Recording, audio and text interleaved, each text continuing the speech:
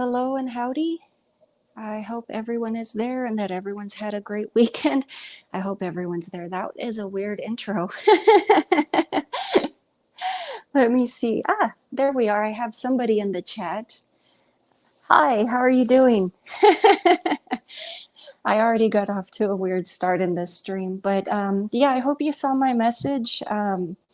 I was just grabbing some of my quick last minute notes. I didn't manage to grab them all. So I'm going to be going off of memory here. Let me see. So yeah, I was just saying, just give me a quick feel. I'll be on in a minute. Hopefully I didn't keep you waiting too long. Let's see. So yeah, how are you doing this lovely Saturday? I'm not sure what time zone you were in, but I had a pretty easy weekend. Yeah. I watched Joe Bob last night. The storm didn't take out my internet last night, so I actually got to watch both movies. One which I got to rewatch, I haven't seen in a long time, which was The Babadook, which I'm debating either putting up for sale or putting in a giveaway. It's a good movie. It's a little slow. And then I got to have a first time watch of The Mothers. I've never seen that. I enjoyed that a lot. Which I think was a blaxploitation film, if I remember correctly. That was a lot of fun. And then just a quick reminder. So for those of you that are interested in the giveaway, we are currently at 3,942 subscribers. So as soon as we hit 4,000 subscribers for the channel, I would like to do a DVD and Blu-ray, possibly books, classic literature giveaway for anybody who is interested in any of the three choices. I would give you a choice, but they would be all blind box options. And the amount is unspecified, but you would have a choice between all of the three, which one you would like. I'm going to wait a little bit for other people to come into the stream before I actually begin the discussion, the live discussion on V, and we'll just see who else comes in. Let's see, I know Slipknot fan has been asking for a live discussion for quite a while, so I don't know if this is just one of those where, I mean, I just don't know. I can't speculate. But yeah, let's see. Oh, my cat's caught in my wires. There she goes. Isn't it funny how the cat always wants to wait until you've got a bunch of wiring going on, and then she wants to crawl up on your lap and then get tangled up in them. Of course, if you own a cat, you know exactly what I'm talking about. Doggies too. Maybe if you own ferrets, you know how it goes. I love animals, so I just talk pets in general. But let's see. Maybe I can actually hop out and grab the last of my notes. Looks like, let's see. We've got somebody else in the chat. How are you doing today? Or I don't know if it's the same person. Let me see. How's your weekend going? Right now, I'm just waiting for other people to come into the chat before we start the film discussion. But let me see. I've been awake off and on, I want to say, since 5 this morning. I'm trying to develop the habit of getting up earlier. So I figure if I can get up, I know it sounds weird, once every hour on the hour, one of those times is eventually going to stick. So I'm eventually going to choose a time that I like. Whether maybe there's no logic in it to you, but a time frame that eventually my body decides that it likes. So I don't know, maybe 7 o'clock will stick, maybe 8 o'clock will stick.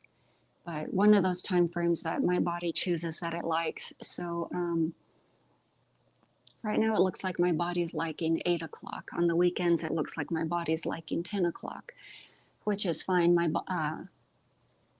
My doggy's liking that too because he gets to go out to the bathroom earlier, which is perfect by him because he gets to get out to the bathroom and get exactly what he needs taken care of before I clock in for work. Obviously, I'm off on weekends, which is why we get to do the weekly stream and the hangout. So that works out perfectly for everybody. They got their early walk and their breakfast. I got to have my nana and my coffee, my orange juice too, vitamins, all that fun stuff. Let me see, we got some heavy rain last night. I got a chance to check in on my plants twice this morning. Everyone looks fine, so it looks like I got everyone scooched in just right under the overhang. No one's drowning. So that's perfect. It looks like one of my chili plants, which was giving up on me, bounced back just fine. So it looks like those are a good hardy plant. Hey Slipknot, how are you doing? I just made it. That's good.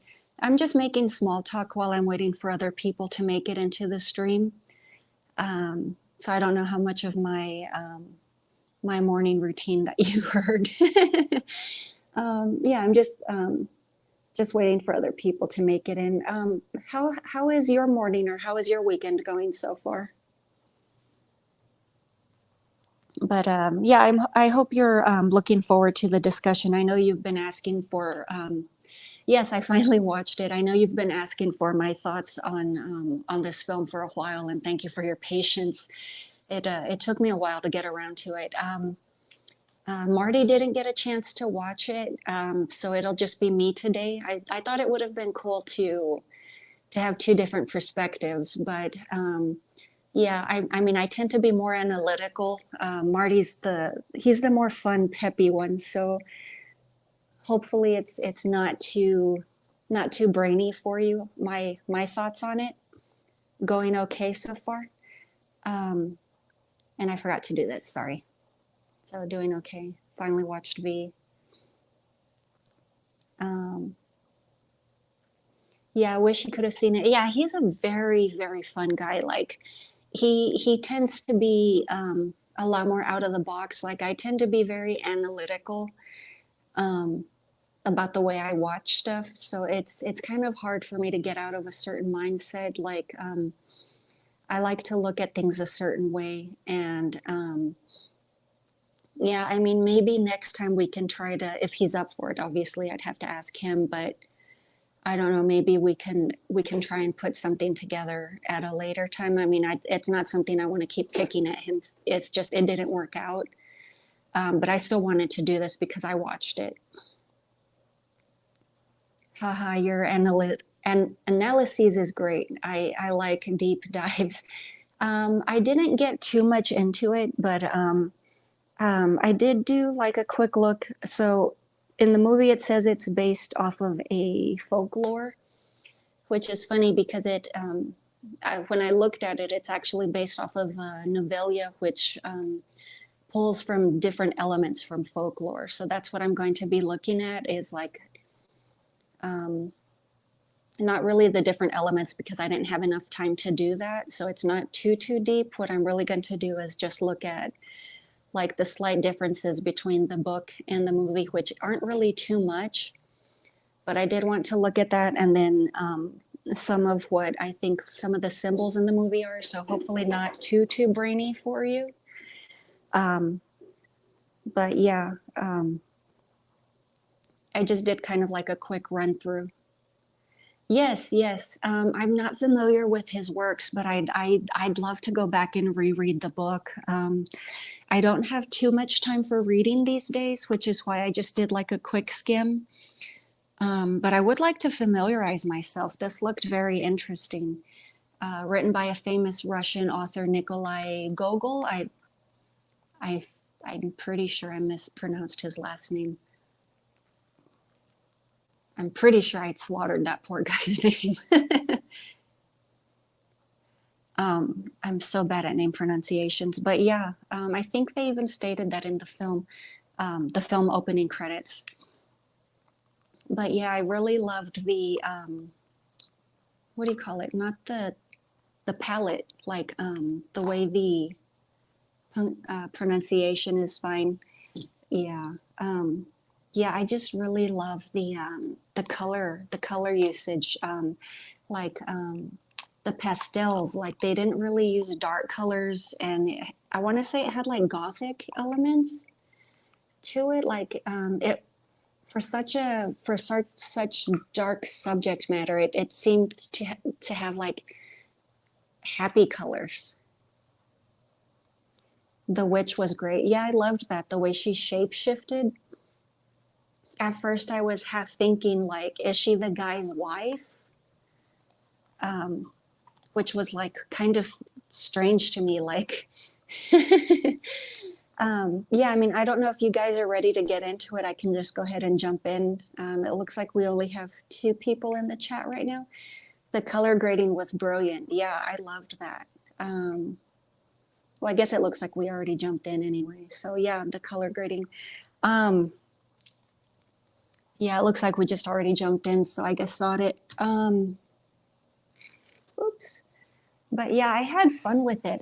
Yeah, like I initially sat down with it, like don't think me for a lush, but yeah, I hadn't seen this. I had in my YouTube watch list, and I forgot about it. Like it had been sitting there for years, and then I ran across it on my Shutter, and I was like, I want to watch this, and then I just forgot about it, and then you had recommended it, and I'm like, I'll check it out. And I had the feeling that because I read through my puppy won't quit chewing on my pen. So if you hear like a lot of rattling and stuff, that's me and the puppy. That's why I love this format. It's just so casual. Let me see. I'll go back really quick. So, and I don't have to deal with. So a seminary student is forced to spend 3 nights with a corpse of a beautiful young witch. So I loved that. Yes, I hope you saw the 4K version. I was lucky enough to watch a translated copy, so I didn't have to read. Was it Russian? I believe the original language. Herschel, sit down, please. Yeah, so I didn't have to read it. Yeah, like I did my little Twitter tweet along. I don't know if you follow me on that, so you got to see like an early sneak peek of my thoughts on it, or my initial thoughts if you follow that. But I had even said, yeah, like I'm pretty sure I'm gonna get the feeling that I wish that I had seen this sooner, and I did. As soon as I usually don't like watch trailers or anything, so I didn't. I like to blind watch stuff, but as soon as I saw like one of the gifs when I posted what I'm going to be watching, I was like, oh yeah, I wish I had seen this sooner. Right, Russian. Okay, cool.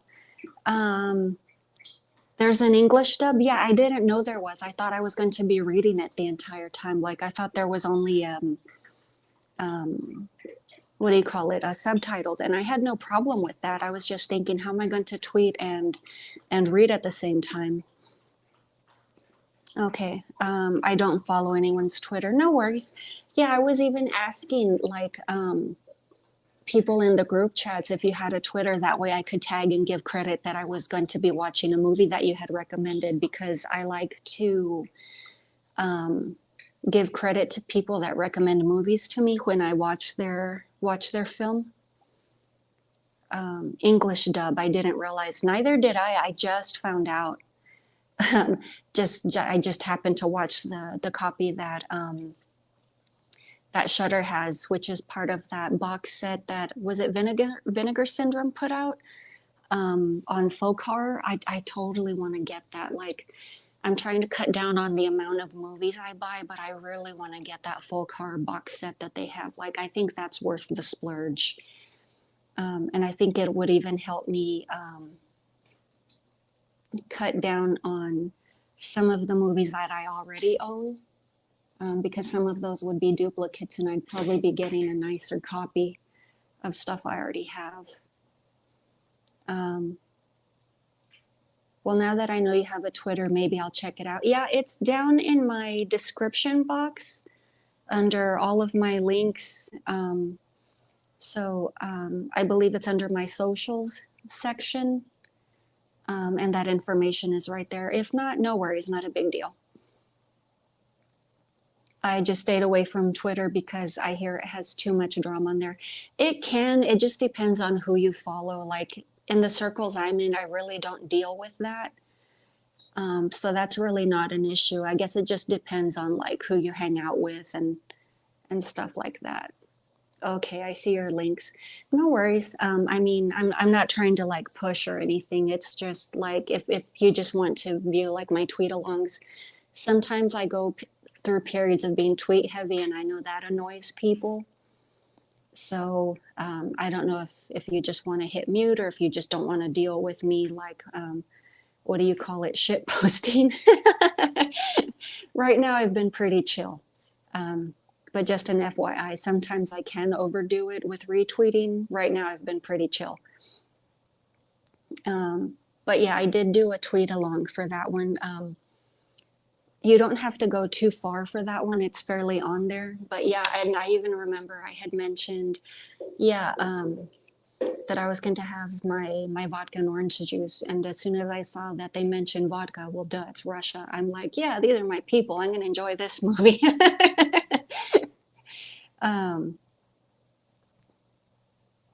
Haha, don't worry. I don't feel pushed. Okay, cool. Yeah, I mean,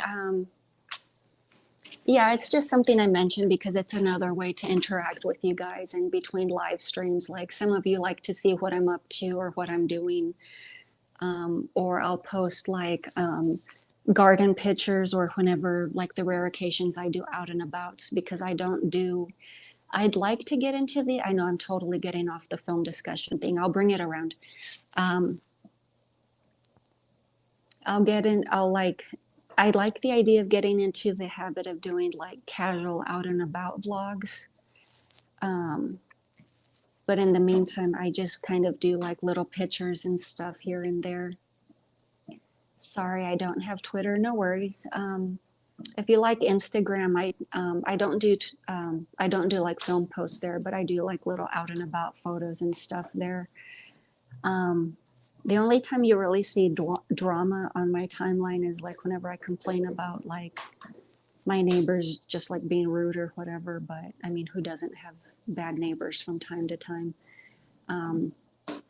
But if you've ever seen any of my live streams, I did a previous stream about that, so you already know why. I always take notice of food and drinks and movies. Yeah, I think you mentioned that, like the in placements and stuff. Let me see. Did you guys want to do like a little chit chat first, or did you want me to get back into the discussion? I know I kind of off-railed there a little bit. Let me see. There's like about 4 of us in the stream now. I don't know if anybody's annoyed that I got off topic. Yeah, I mean, that's like I said, I like these because they're a lot more casual.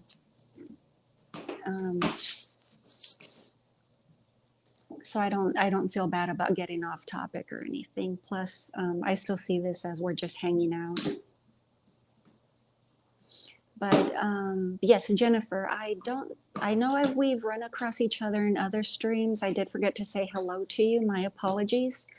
I don't see you around too much, so I don't think I know you too well. But I would like to become better acquainted. So I'm tripping over my own mouth.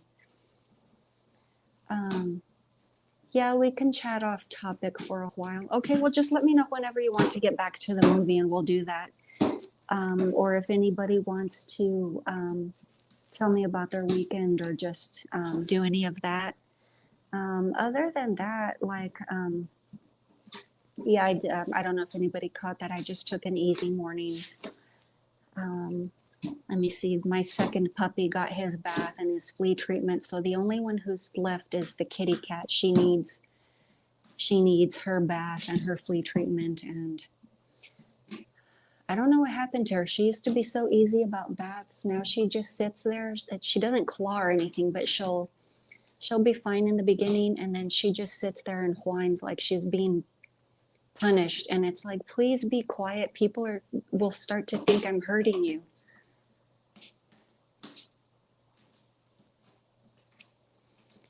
I would like to get to know you better also. Where can I find you? Like, do you have your own YouTube, or do you have, I don't know if you have any socials. I think we said this in Lady Sasha's live stream. I think that's one of the last places that we had run across each other and chatted. I think I'm talking too fast. I think that's why I'm stuttering. Apologies. If you hear that noise, it's my puppy. He's trying to get into my mineral water. I need to move that really quick. I let him play with the empty bottles when I'm done with the water. He's teething, so that's why I let him have the bottles.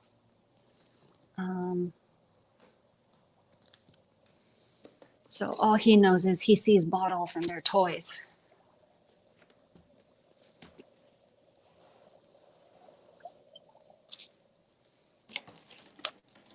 So I'm still chatting, but if you hear some random noise, I'm just moving this stuff.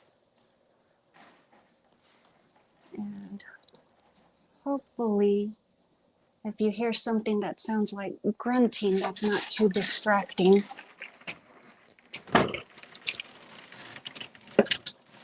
Okay, I got that sorted. Yeah. It's been a while since I've bought water bottles, so that slipped me. The other day, a day or two ago actually, I found a Perrier that had slipped under my media center, and I'm like, I know who did that. Luckily it wasn't punctured, so I'm like, I'm drinking this. Right now I just have regular mineral water. Yes, you can have one of the bottles later. They're not ready for you.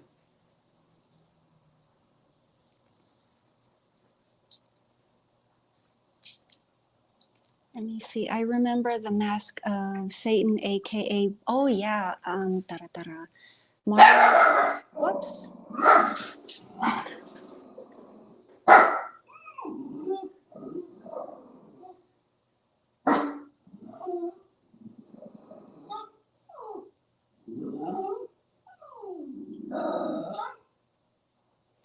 Yeah, I have my headset in. I hopefully, well, my earbuds. I don't know if that sounds too loud. That's my puppies just letting me know someone's passing by. But yeah, Black Sunday Mario Bava. Yes, Barbara Steele. She looks so beautiful in that movie. One of the characters is, I have to, even though I'm wearing my glasses, I need to make this bigger. I think I need a new prescription. Miragorod, I totally mispronounced that, has the best salmon and vodka. I thought that was a great food idea. I want to try someday.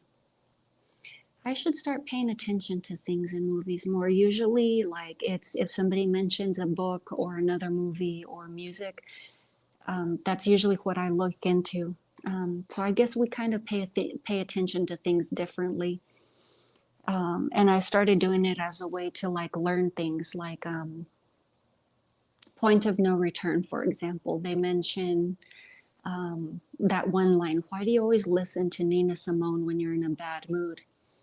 And I had watched that movie for years and years. And then one day it just dawned on me. I'm like, I'm going to check that out. And I'm like, you know what? Nina Simone's good. So I got a couple of albums, and I say that meaning CDs, but I got a couple, and I'm like, yeah, I like this. And I'm like, I just started to realize this is a great way to discover new things.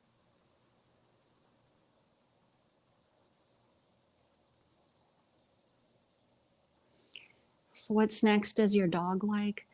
They're not too picky. Like they'll get they'll eat just about anything. It's just I have to be careful about what I give them. Like one's sensitive about greasy things, and then the other one is sensitive about things that have gluten. So I have to avoid both things.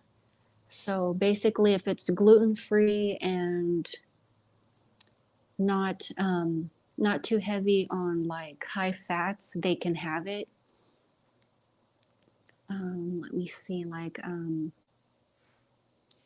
what are those little bacon treats, those bacon strips? Like they can have that in moderation, the fake bacon. But I had like some jerky that had like omega 3s that I thought was really good, and the puppy just couldn't take it. Of course, his dad has a sensitive stomach, so that makes sense. So he inherited that. They do good with like freeze dried beef. That didn't bother them. They love that. Does he like peanut butter? Yeah, they do. I like to do a thing that I call Friday extras with them, where I'll still give them their regular portion of kibble, and then I grab that Caesar, like that wet gravy stuff with like the veggies and like that pasta stuff, and I'll split it between the two, and I'll mix it up. That way, it's not too wet for them. That way, their tummies don't act up. And that's their Friday treat, but I call it Friday extras. Let me see. I have my YouTube channel, but also am a member of the Midnight Hour. I don't believe I'm familiar with that. Is that also like a review channel, or is that more like a podcast, or like a voice acting thing? A voice acting thing. It slips me right now. Like a radio play. Sorry.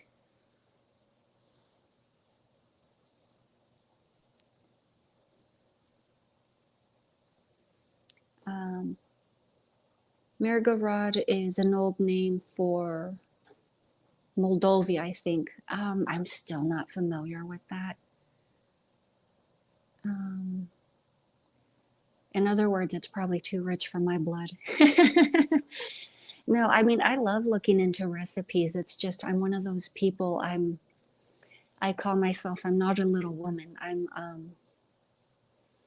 If I can't, I'm just, I like cooking when I feel like it, but I don't like spending time in the kitchen, if that makes any sense. Like I have some really nice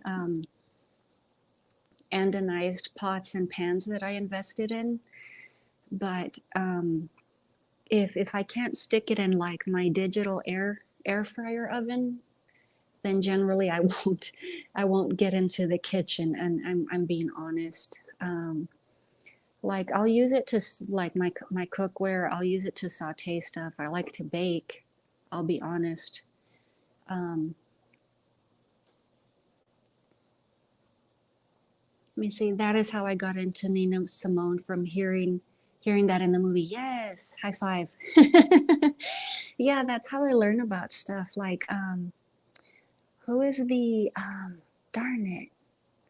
I forget the philosopher that Hannibal Lecter mentions in Silence of the Lambs. Also, Marcus Aurelius. Um, I know the name. I know a couple of quotes, but I've never actually sat down to read any of his works. Um, but same thing, like that's how I learn and discover new things. Um, and I wish that it had occurred to me like younger in life, but the fact that I'm even doing it like like Anais Nin, Jewel mentioned that name in one of on in a song off of one of her first albums, and then one day it just it occurred to me, like I forget the man's name. You could be Henry somebody, and I Anais Nin. And I'm like, Anais Nin, who's that? And I'm like, the internet wasn't really as big as it was. Like, I didn't have it. I'm like, who in the world is Anais Nin?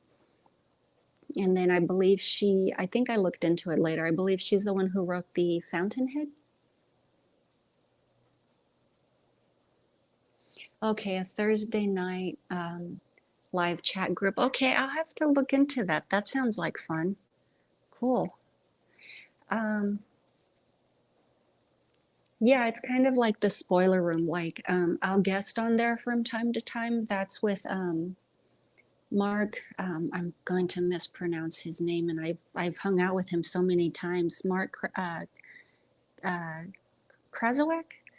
I don't know if you're familiar with his show, but they do like a Monday movie discussion. Like it's his show, but I hang out over there from time to time, and we'll discuss movies over on his show.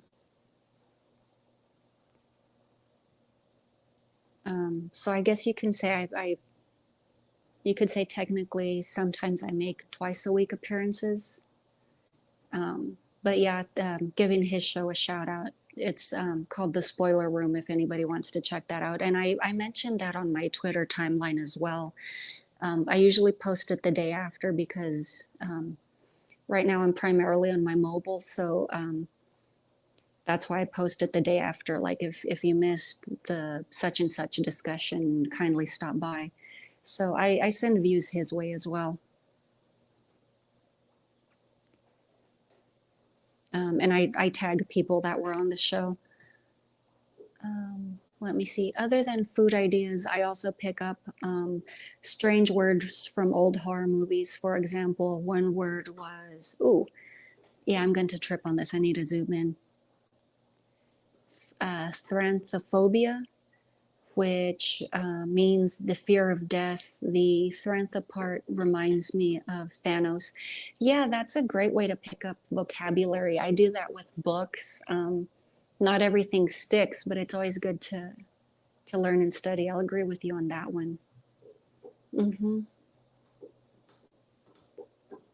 Yeah, that's fantastic. Also, I'll commend you on that. Like any effort to learn and just investigate is always a great way to gain intelligence and knowledge. Whether it sticks or not, like just keep those brain cells moving and working.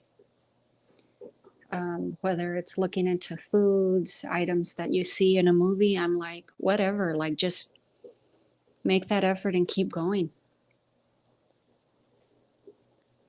Marcus Aurelius was a Stoic, I think. I'm not too sure on that. Like, when it comes to philosophies, I kind of just have like a general overview. I'm not like too in depth on stuff.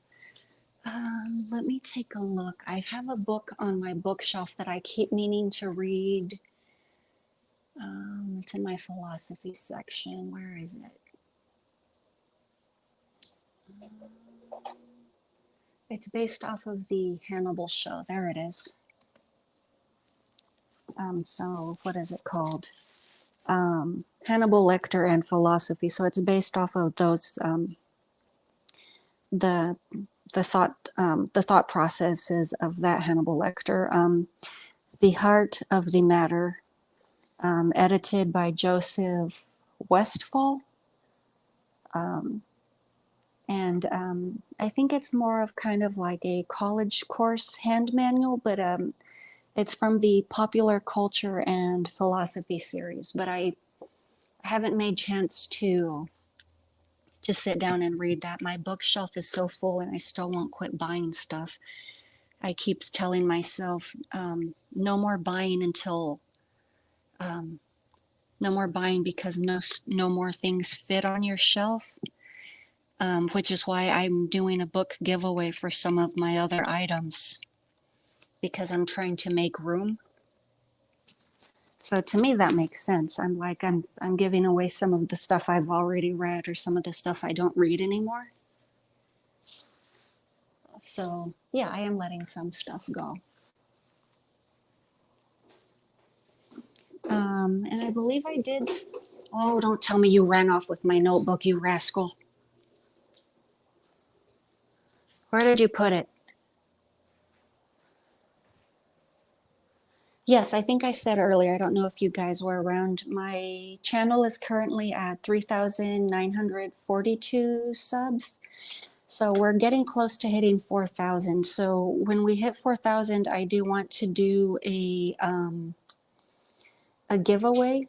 So that would include DVDs, Blu-rays, and some of my classic literature books.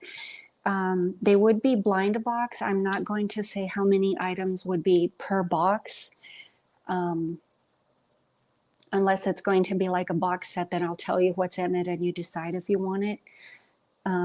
Other than that, it's just going to be blind box, unspecified amount, and then I would just ship that to you. So if that's something that you wanted to keep in mind, obviously subscribers only. Let me see, just let me know if you're region A or region B, so I know which items to send you. Let me see, and then just notice Jennifer's pick is a gold Johnny 5, LOL. Huh. I'm on my mobile, I can't see it, it's too small. Let me see, you are the first person who has noticed that my Johnny 5 is gold. That's cute.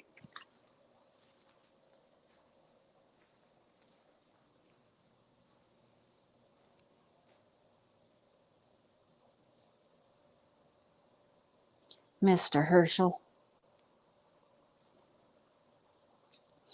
Yeah, I keep wanting to do a vlog on my little guy. I need to get my computer set up. All that really happened is I need to get my app sign in corrected, because I need to, it's not even a total technical issue. I need to get my sign in corrected because I can't sign in so that I can get my laptop.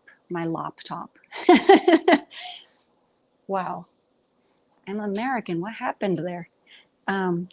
I need to get my laptop connected to the internet so that once I edit my videos, I can upload them to YouTube.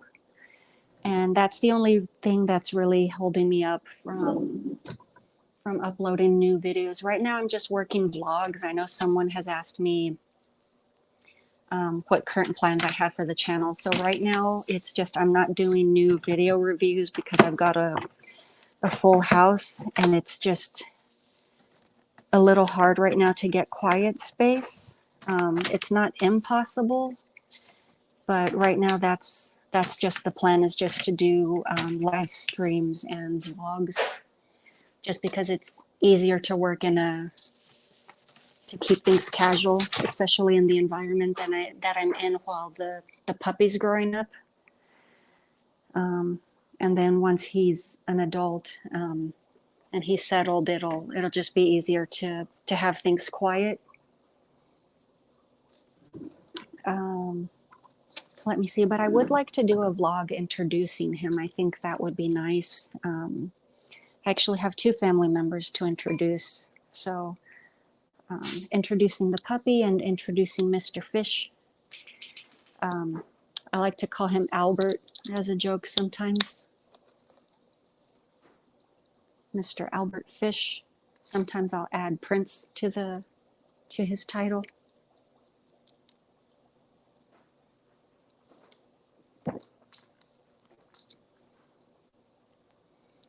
Let me see. When I research a word on the Google Dictionary, I see there are so many synonyms, and it made me realize my vocabulary should be much greater than it currently is. Don't feel bad about it though. There are so many words in the English language. I mean, any language. He agrees. Don't feel bad. He has so many growls. But I mean, there are so many words in the English language, and then language is always evolving as well. I mean, ignoring the nonsense words that the Merriam-Webster dictionary is always adapting. I have no idea why I questioned that. But yeah, I'm a big Short Circuit fan. But yeah, I mean, even I work to improve my vocabulary. What I should do is work to improve my native language. My pronunciation is atrocious. My vocabulary is limited. I mean, I can do the basics like introduce myself, ask for food and lodging. Um, if I have to relieve myself, I can at least, ask for what I need. If I'm in a conversation, I can carry a conversation. It won't go very far, probably like around the block, but I can't carry it the next town over. As you probably guessed, I am a Short Circuit fan also. I haven't seen those in years. Ali Sheedy, though. I wonder what happened to her.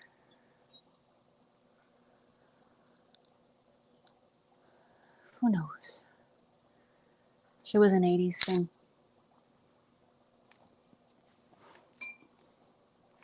Just realized I have a stray coin on my counter.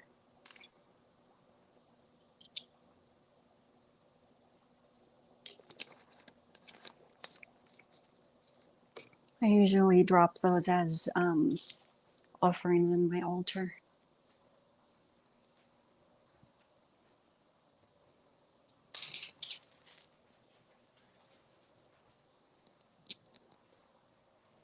Yeah, Ali Sheedy was cool. I liked her in Made to Order. What was that one scene? The stepmother, I think she didn't turn her into a broom. What did she do? She became all stiff and couldn't speak. That was kind of funny. Well, not funny, but it was unusual. It was odd.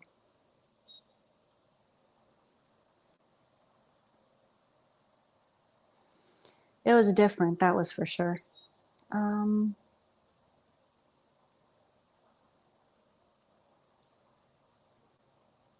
yeah. Yeah, I did want to stream outside in the garden, but I forgot I had all of my plants in the overhang and it's all wet outside. Well, I can't think of another word for muddy, like not mucky, but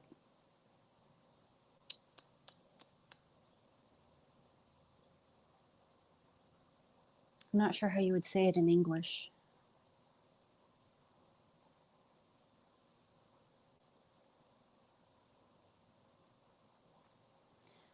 Well, not English, like it's not wet, it's mucky outside.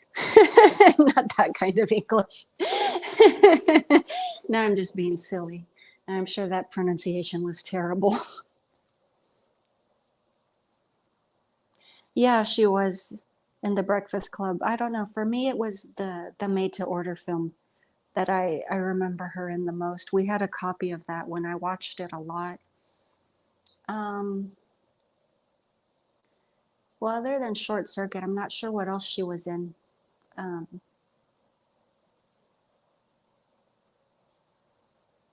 mm, she wasn't in Batteries Not Included. I'm getting that confused with other little robot movies.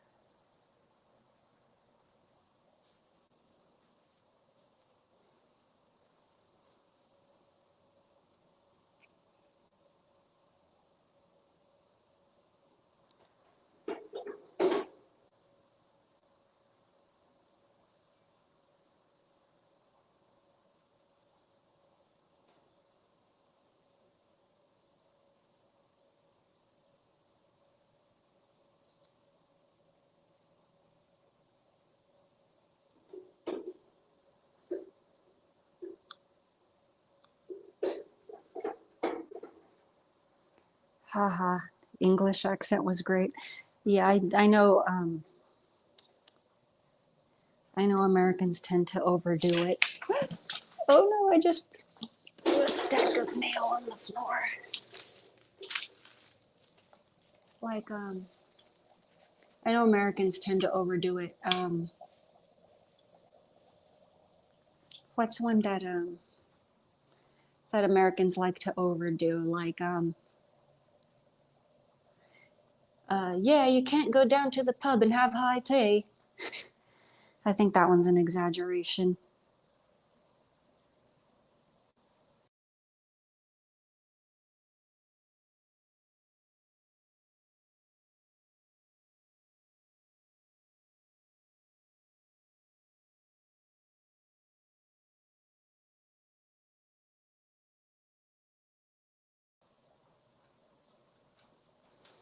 Okay, I think I accidentally kicked myself out of the stream. I'm back. Can everyone hear me okay?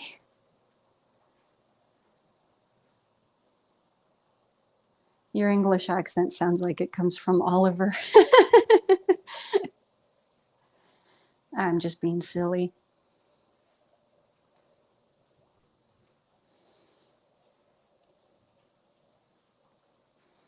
Yeah, I don't know if you would call that second one Cockney or if it needs more twang. Yeah, you was away for a moment. Yeah, when I was picking up the mail I knocked over, I think I hit something by accident. Yes. Well, good thing I didn't accidentally hit the end button. That would have sucked. Yeah, I mean, I'm sure I sound a lot more Southern than I realize. I catch my accent every now and again, and I'm like, ew, that sounds awful.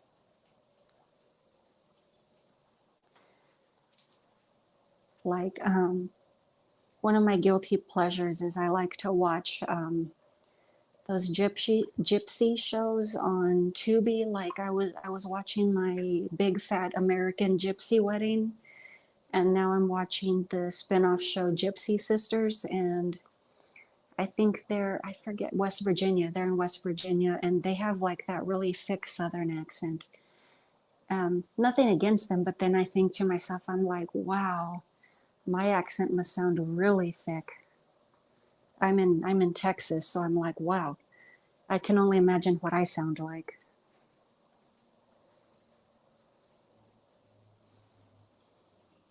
I also work call center all day, so I hear all types of Texan accents. And if I can hear their accent, I'm like, I'm like, I wonder what I sound like to them. Now I'm overthinking again, being analytical. But do you guys still just want to hang out and chat, or are you ready to get into the movie discussion, or what do you guys want to do?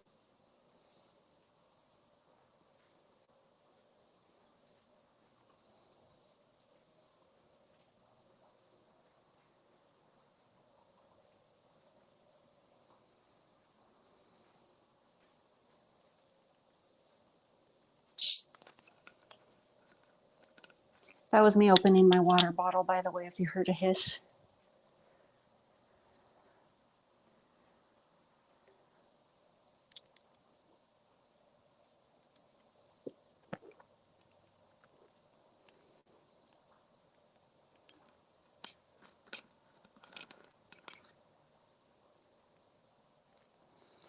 I don't know, it's up to you. I guess it's good enough a time to get into it. Um,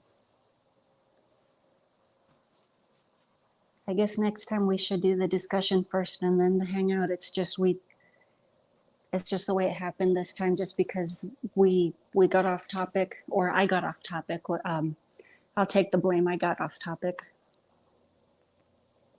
Well, actually, that is the truth. I got off topic. Um, but yeah, that's what interested me about this film, and thank you for the recommendation, because I had totally forgotten about this film. Yeah, okay, talk about the film. I don't hear any oddities in your accent, so you could live in Montana.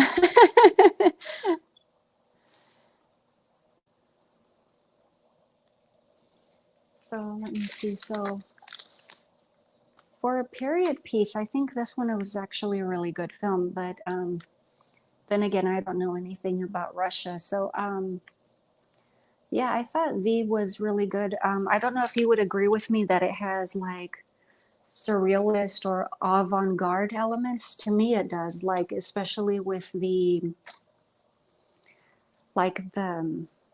flying coffin, or the witch jumping on. Oh darn! What was the guy's name? I wrote it down. It wasn't Cole. What was his weird name? His weird name. Wow, that's rude.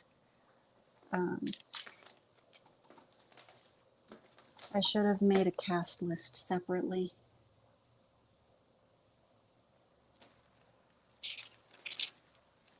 Yeah, definitely some surrealism. Yeah, I love surrealist film, and that's one of the things about this that intrigued me the most, especially about that GIF where the the one that I saw was where the guy was he was running around the book and the girl was chasing around him trying to get at him, and you could tell that there was some kind of a barrier because her hands couldn't pass through. Coma. Yeah, his name is Coma. I don't know why I was trying, or Kama. I'm not sure about the pronunciation. But yeah, like we had said earlier, like I really loved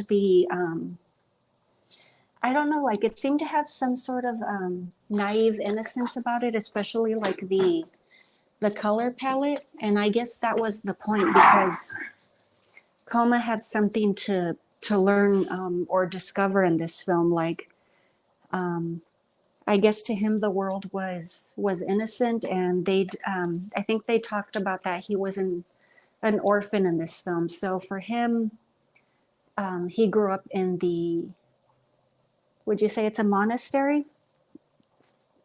So, which was normal back then because orphans or children born out of wedlock, they were taken to orphanages or monasteries, and they were raised to be friars, priests. That was normal. So they would grow up into the order, and they were brought up to serve. Same thing with young women. So, and obviously that's a different sort of a topic, but I get that impression. He's not really happy with his lot, but I don't know, maybe that's part of the reason for his alcoholism. He really doesn't seem happy being a priest, and I don't know, maybe that's why he's in this situation. Like the analytic part of it is like maybe he just really doesn't have that connection to God, so that's why he's being tested by having come, having crossed paths with this witch. Yeah, monastery. I mean, that's what I read into it. I mean, this is just a first watch. I didn't rewatch it or anything. These are just my initial thoughts, but that's what I saw in this. My guys are getting excited. I need to stop pacing. Let me see. If I go back to sitting on the floor, they're just going to jump all over me.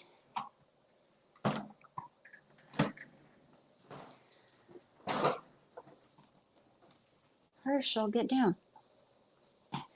So I don't know if you guys kind of had that idea or how long your last watch was, but that was my initial impression on that. But let me see. From there, of course, from the novella, because I was doing kind of like a side-by comparison.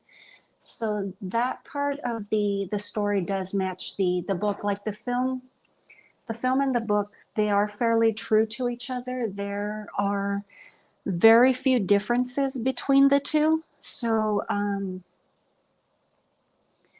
let's see. So there are the three travelers. The old woman takes them in begrudgingly and puts them, like in different parts of the house. Yeah, he seems to struggle with his faith. But that's not always, but it seems to be a common theme within some of these types of films is not, it doesn't come easily to everybody. And that's normal. Even people like within, what do you call it? Not within the clergy, not, what do you call it?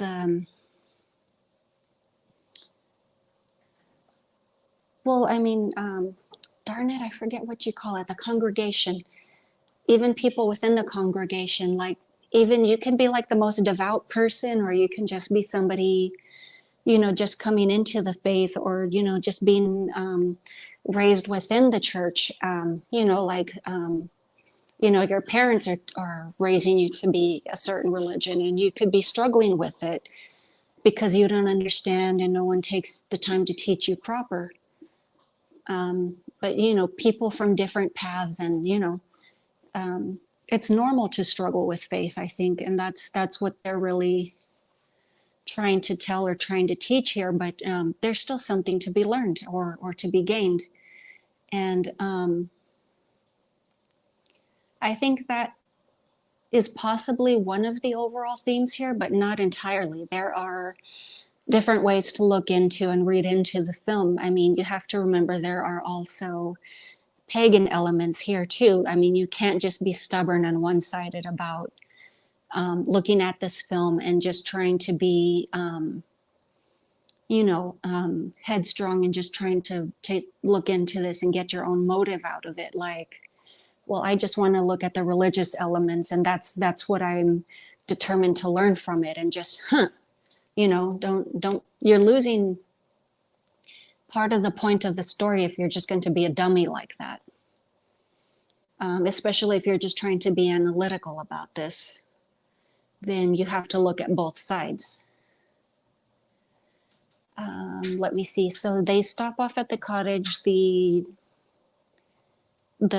witch puts them up at separate parts of the house for the night, and of course she stops off at Coma's house for the night to pay him a visit. She rides him like a horse, and even that has a symbology to it, because from what I was reading into it in folklore, what she's really done is she has chosen him as her future husband.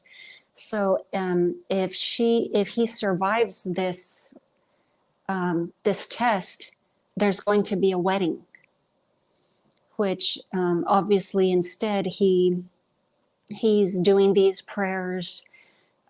He's kind of enacting an exorcism. He throws her off, and I don't recall if they show it in the film, but he rides her for a while, and instead of beating her with her own broom, he takes a log and beats her.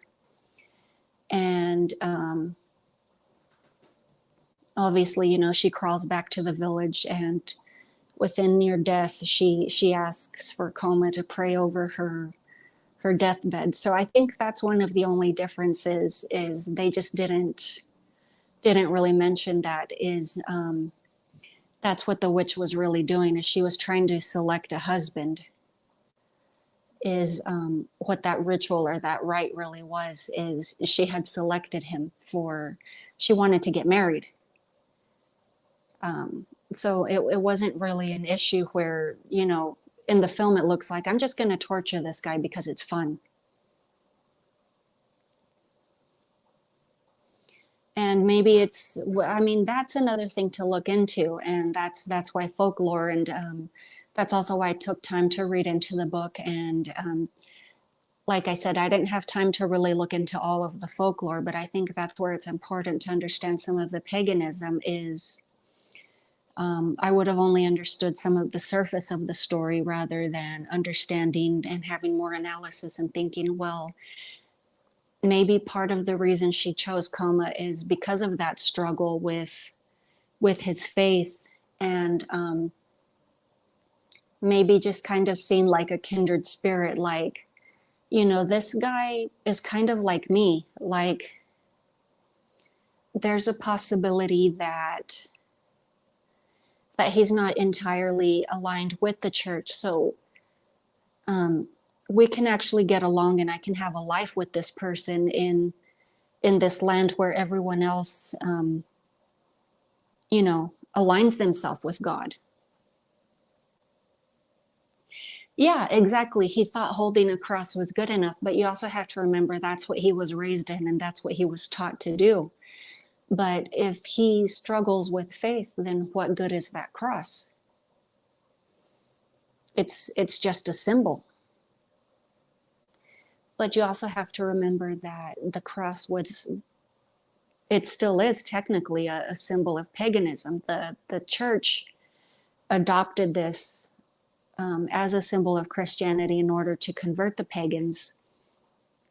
Because if you don't know that, the cross is actually, not to be vulgar, but it's a symbol of the phallus. People would put this in their fields in order to fertilize their land so that they could have a good harvest. So That's the symbol of the cross. The only reason it's considered, at least in Second Testament, the only reason it's considered quote unquote holy is because Christ was, put to death on the cross, and because Christ was canonized and adopted as a religious figure. That's why we acknowledge that. So um, that's one of the reasons we recognize that as a religious symbol. And of course, I'm drawing on some of my religious studies for that. Like I said, I tend to be very analytical. You don't have to agree with me. I'm not trying to step on any toes. I mean, any thoughts that you have, I am more than welcome to accept. Yeah, to represent the passion, of course, absolutely. And I'm not going to argue with you. Any thoughts or impressions you have, either religion based or film based or personal based, please feel free to share. Like at any time. I mean, this is a film discussion, so if and whenever you want to share a thought, please feel free to. I mean, these are just my thoughts on the film. Um, but yeah, I mean, these are just based off of my studies, my pagan studies, my religious studies. I was raised Catholic. And then, like I said, this was just some of the overview as far as the novella and some of the background information that I looked into, as far as some of the various folklore that the book draws from. So that's what I'm basing these opinions on, or these thoughts on. But yeah, you reminded me. Yes, he does hold up the cross to hold her off. But would you agree it would have had more effect if he read um, one of his exorcisms, or if he had read one of his prayers to add to his conviction of faith, to empower him the same way he did when he was being ridden by the witch, to give strength to that faith, because obviously that's what helped get the witch off of him the first time. That's what helped give him his strength. Because if he struggles with faith, obviously that's what helped him the first time to get over that first hurdle. Do you feel that would have helped him, because the second time he wouldn't have had to be aggressive and beat her? He could have pushed her back, and she probably would have fled back to her own cottage, and she would have lived. I mean, granted, there wouldn't be a movie, or she would have, come back to the monastery to get back at him. I mean, the story could have continued differently. But I mean, do you have any hypotheses on that, or any curiosities?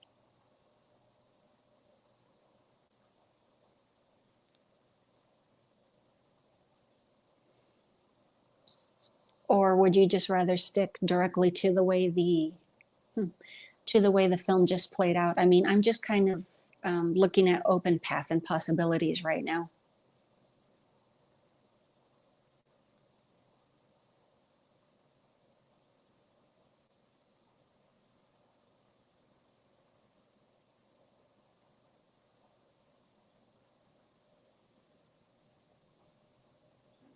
Can you repeat the question? Like when darn it, his name won't stick with me. Coma. You said he showed the cross, right? I missed part of what you said. No worries. So like when you said he showed the cross, right? But since we discussed earlier that there was a lack of faith on his part, so if he has a lack of faith, then the cross wouldn't have full effect. So would you agree that if he said a prayer along with the cross, would it have more effect against this witch? Like, could he have avoided killing her,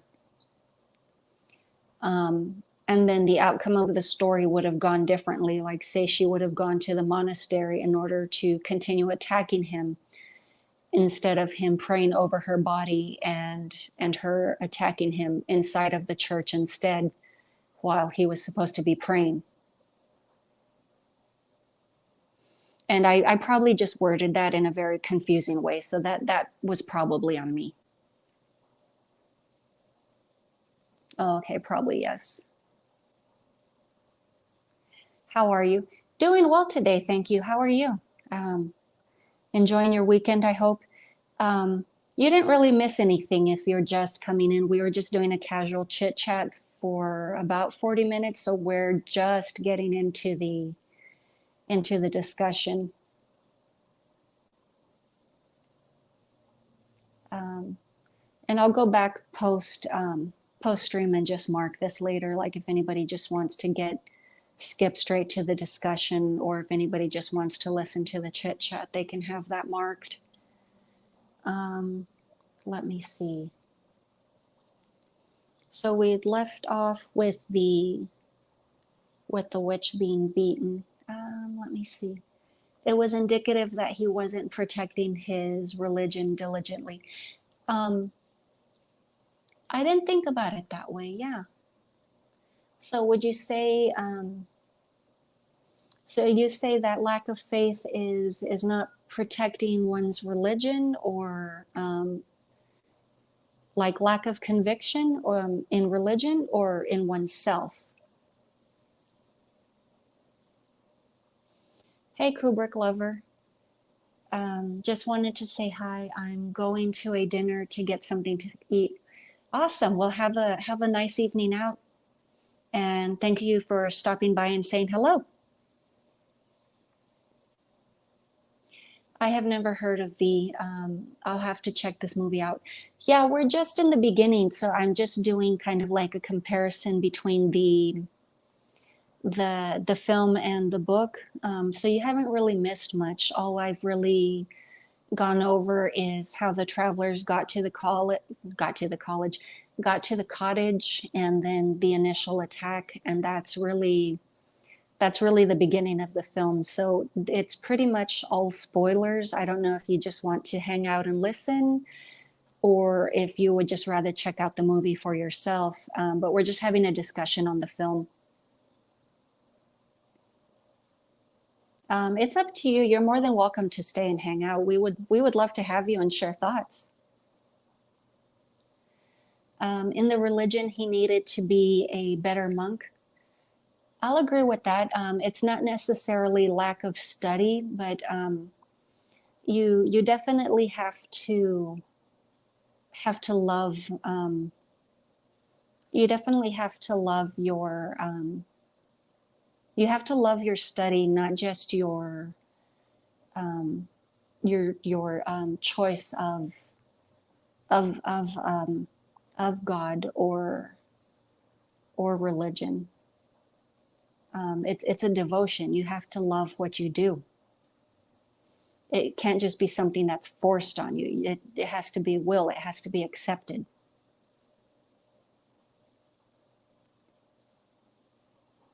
So I'll agree with you there. He needed to be better, but the thing is, um, like we said earlier, like if it's something that he wasn't happy with, and if he lacks faith, and if that was potentially the cause of his alcoholism, then he was never going to be a better monk. His better option would have been, and at that time it wasn't going to be allowed, was to leave the church and pursue his own true happiness.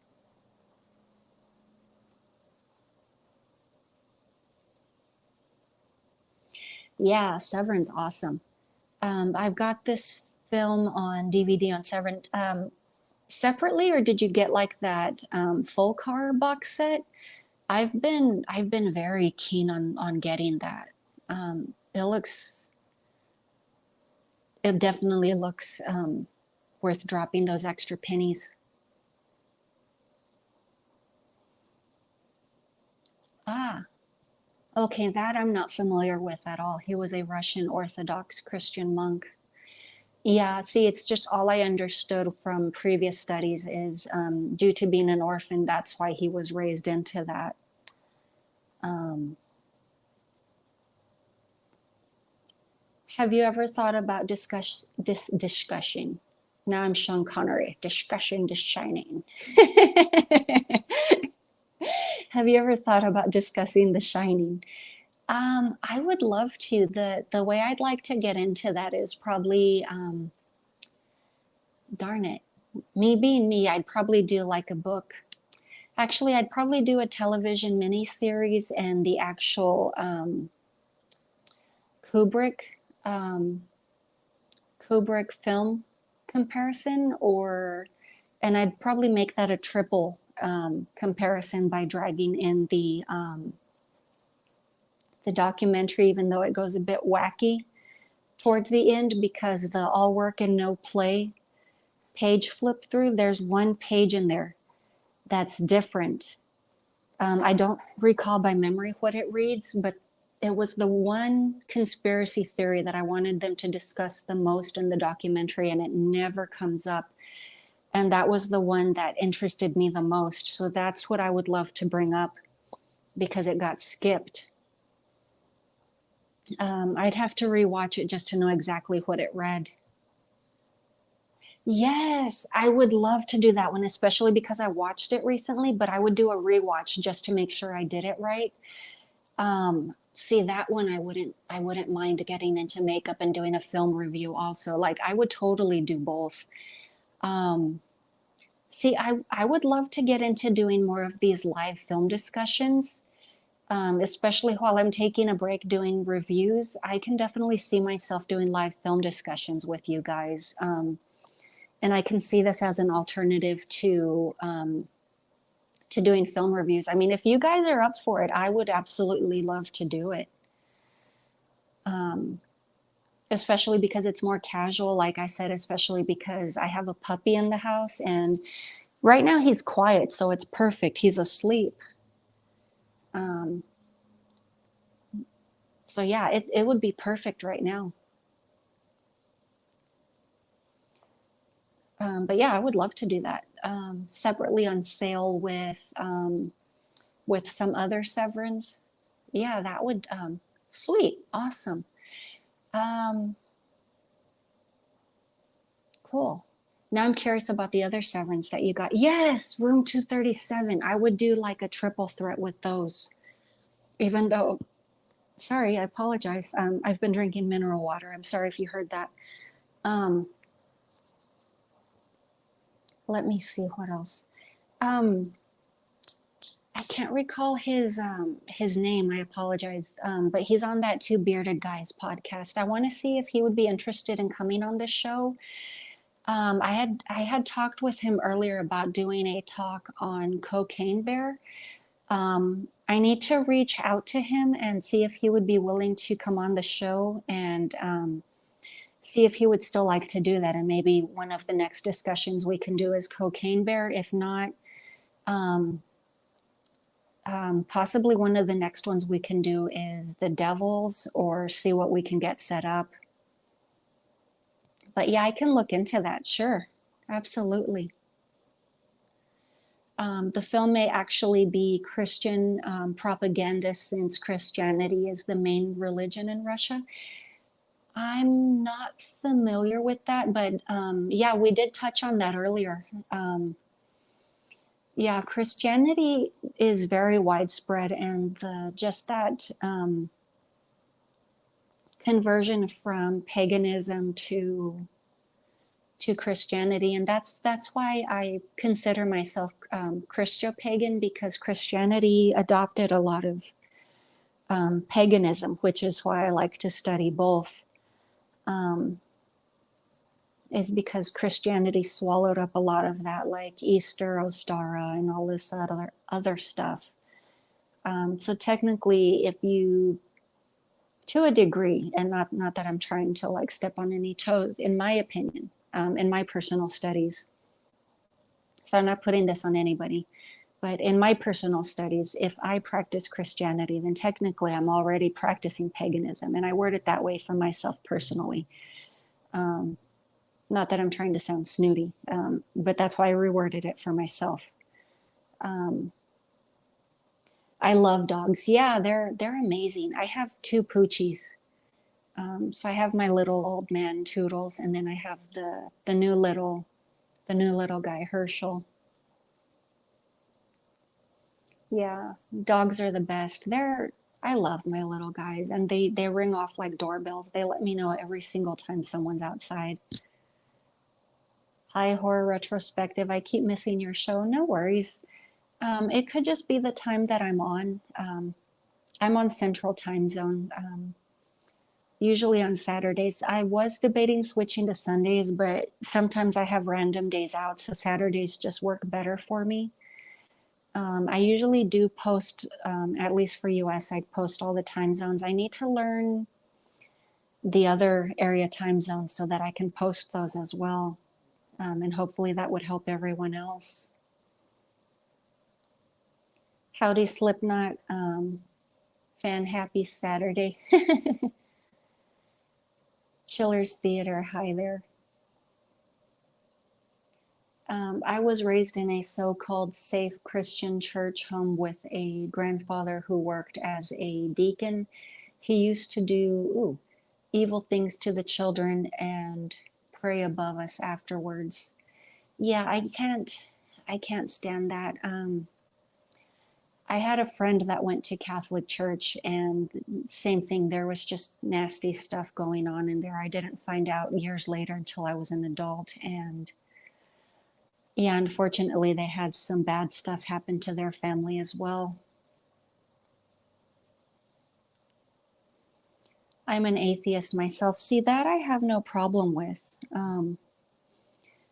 See, when I was younger, because I was raised Catholic, I and that's why films like these intrigue me so much. Is I struggled with, um, I just don't get Christianity. It doesn't speak to me. But do I let the religion go, or do I continue struggling with it? And as I got older, I wasn't too old, but I'm just like, I let it go.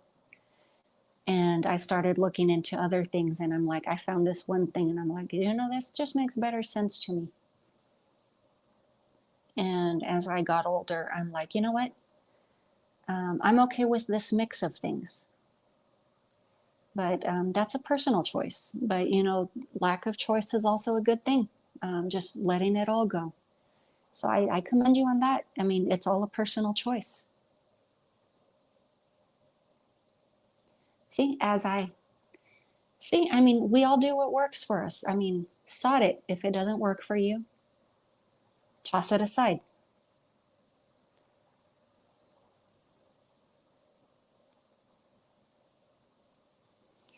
Religion is a sensitive topic for some people, but as long as it's discussed yes, absolutely. As long as it's discussed in a respectful manner, then there should be no problem. Exactly. Some people just get all bushy-tailed over it, and they just think, well, this and blah blah blah. I'm like, you know what? No one's forcing anything on you. Settle down. Exactly. I agree with you completely. Um, absolutely. But no one should be pestering you either. Have you found? Have you accepted? And nothing against, I don't know if you live in a Mormon area where people knock on your door. I once had somebody mail me a letter wishing me well randomly. They happened to be from a Mormon church. This was in the early COVID era. And I just found it so odd, but it was, you know what, to each their own. It was strange, but you know what, if you wish me well, you know what, more power to you. If you wish me well, then that's all right. I am sorry, Kubrick lover.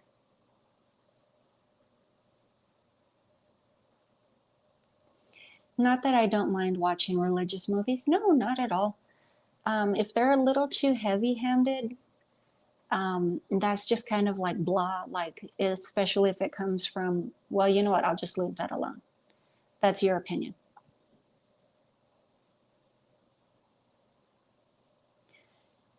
So horror retrospective, The Mother's 1976 of Joe Bob's Last Night was a first watch for you. Did you like it? I enjoyed it. It was so much fun. I mean, parts of it were just exaggerated and ridiculous, but I had so much fun. I love Joe Bob. I had a neighbor that wanted to hang out with me last night, and I was like, I got my date with Joe Bob. I stood her up just for Joe Bob. But I told her ahead of time, so technically I didn't stand her up. But I said maybe a Saturday late night burger, so we'll see. Um, so I'll stop by. So I mean, if there's a makeup card in there, then it can't be all that bad. She's an older lady, so but she's cool. She's cool. Chillers, what was that on Joe Bob last night? Yeah, they played the Babadook and then The Mothers, which is like a black exploitation film. It was pretty awesome. Hey, William, let me see. Oh, I'm always afraid to say this guy's name. I'm pretty sure I'm mispronouncing it. Gogol's original story is an absolute classic. Robert Englund tried to do an adaptation, but it sadly didn't happen. Really? I would love to see, well, I mean, things that just don't play out the same these days. But yeah, I would love to see an up. I think there was I think there was a more recent one where at least V was involved, like King of the Dwarves, but it was an entirely different story. I was going to say one thing about V that I really enjoyed was that, yes, the special effects. Those were so much fun. Um, yeah, I loved all of the scenes with the witch and her flying coffin. That looked like fun. I don't know how dangerous the having her stringed or wired was. I'm sure she had a couple of tumbles from time to time.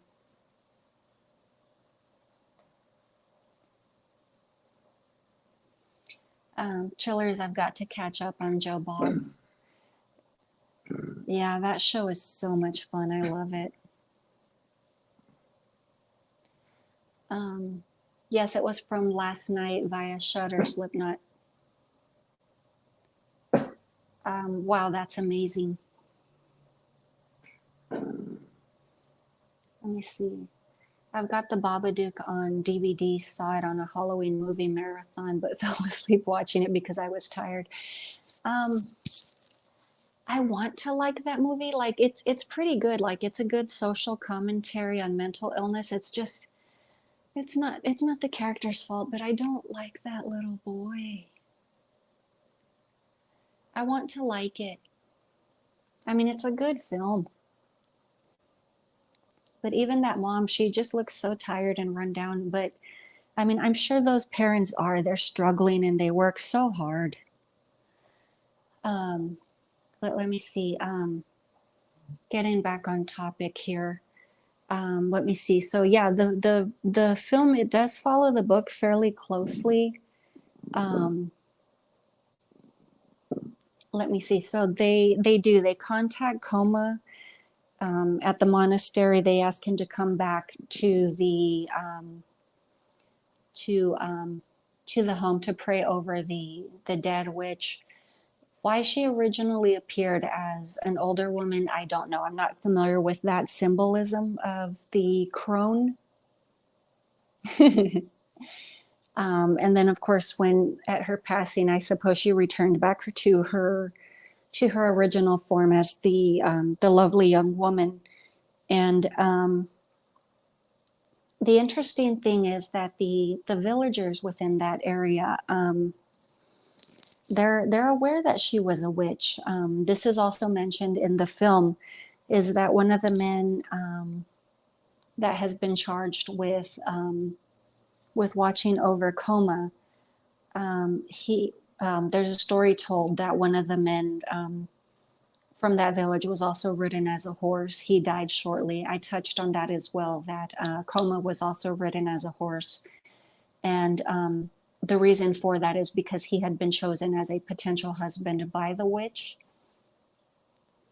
Since Coma survived, but he beat the witch near death, and then she eventually died. So obviously, no wedding. Why he was chosen to pray over the body, obviously we know the reason for that is she wants to get back at him.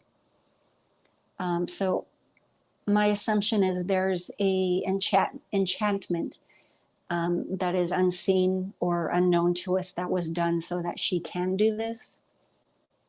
But my question is, so if he beat her within his rights to defend himself, why does the witch want to get back at him? Like, because she feels entitled to? Or is she just so vile that she just feels that she has the right to? Or because this husband to be just beat her, which was common in those days, is that husbands did beat their wives. The thing is, he wasn't officially a husband.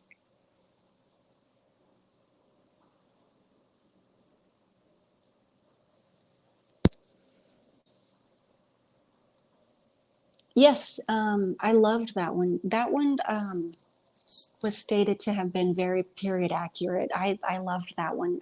I wouldn't mind giving that a rewatch. I've discovered recently that I love full car. Indeed, catch up is needed, in my opinion. I like the season with the production sets, etc. is heading. But yeah, that's my curiosity on this is, so if he had the right to fight back because he was being attacked, why is she counterattacking? I mean, if somebody attacks with reason, I mean, she attacked him first,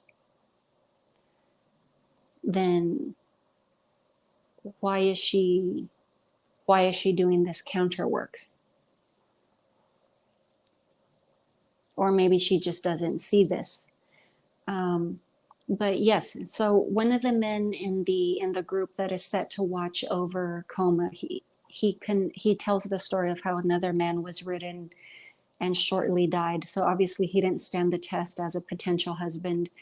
Another man's child, the infant, had been vampirized. The blood had been sucked from its neck.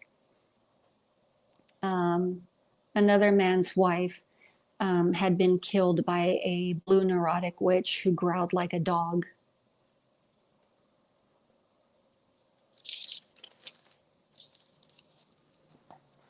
Let me see. So that was mentioned in the film as well as in the book. The more interesting parts to me, which is, of course, the ending part of the film, is, and of course, if anybody wants to share their thoughts on The Witch's Vengeance, please feel free to chime in. But we come to the ending of the film here, the 3 nights, which the last night is the only one that's accurate. The first 2 nights are the more different. The second night in the book is the most interesting, but obviously it becomes very apparent why it couldn't be adapted for the film unless it was altered. But let me see. The first night in the film, as you would recall, and I get the impression that this ritual has been done before, just really quick, because in the film, we see that there are smudges from chalk already around the day 3 vigil. Well, when all the demons or the spirits are summoned is what I was referring to. But yeah, that's all in the book as well as in the film. So that's all the same thing as ending of the film, where they mentioned that he had died due to lack of faith. But the film, the first night we, at least I noticed it, that there had already been chalk smudges around the lectern, I want to call it, where the book lay. And I want to say that this had already happened before, maybe not with the same girl, but so they go in there. He does the ritual. He walks in and sees that obviously this is the same witch that he had dealt with, and oh, my apologies. Just saw this as a discussion for the film Body Green Covering Eyes. Oh, no worries. Not a big deal.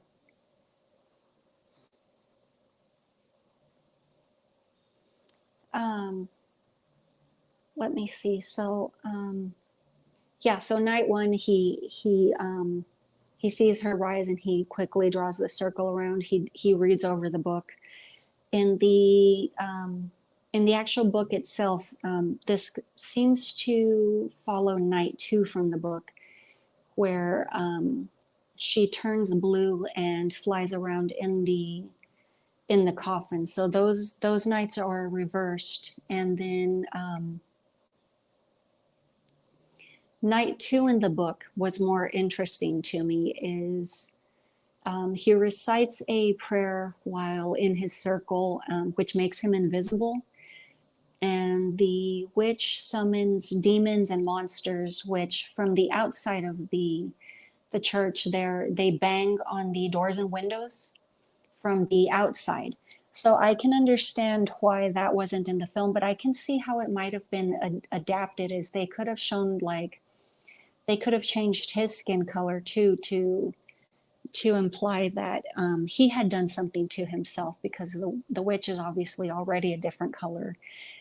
They could have shown like the shutters, like banging on the windows. They could have banged the doors on the windows, banged open the doors. I mean, I think something could have been worked out. They just didn't do that. They did something different, which is fine. It still works for the movie. I mean, I don't know if you would agree that something could have been done differently, or I mean, what they did worked perfect. I mean, I love that flying coffin. I think that works excellent. The fact that on the first night they turned his hair white, that was still good. I think that worked just fine. Something subtle. It still shows what she's capable of. And then the third night, that's still accurate to the book, is, she summons all of these little imps and spirits. And he still makes the mistake of looking V in the eyes when he should have looked away, and that's why he died. Yeah, each day his hair got whiter and whiter, which shows that, yeah, he's weakening, but he still survives each night. But yeah, that's the reason why he died, is he should have looked away from V. He made eye contact. Had he looked away, he would have had more potential to get through that. But yes, I loved that. The finale was the best part. Yeah, she summons, I forget what were those creatures that came out of the cross. She called the incubi, the succubi, everything I recognized except for one of the creatures, I think, which were the ones that came out of the cross. Some kind of nymph. And then, of course, V, which was something I've never heard of before. But then there was some other creature she mentioned. I should have been writing a list. V had like these long, heavy eyelids. From the depictions I saw, like the drawings, they actually reached all the way down to the ground. In Myth, there were other ones. And not all of these were Russian references. They came from like Slavic and all of these other areas. So it pulled like from folklore from different areas, which is still cool. It works for the story. But for the eyelid idea, like some were heavy eyebrows, some were heavy eyelids held up by pitchforks. So I thought that was neat. In some stories, V would have been like the husband to the witch, not necessarily a god. But I don't know. I like that. I did like the fact that I read into it and better understood the reason why the witch was riding on these men was not necessarily to have a joyride. She potentially could have, but also just to have a potential husband. That makes more sense to me. But yeah, my initial thoughts is I really enjoyed this film, and I do like the surrealism. I mean, I love surrealist film. And once again, to Slipknot, thank you so much for reminding me about this film. It's been in my watch list for years. Um, yes, V was a very memorable character. Thank you for recommending this to me. I probably never would have watched it if you hadn't recommended it to me. There I go, getting tongue tied again.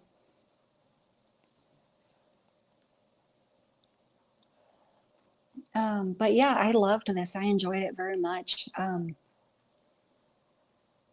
Yeah, I really liked this one.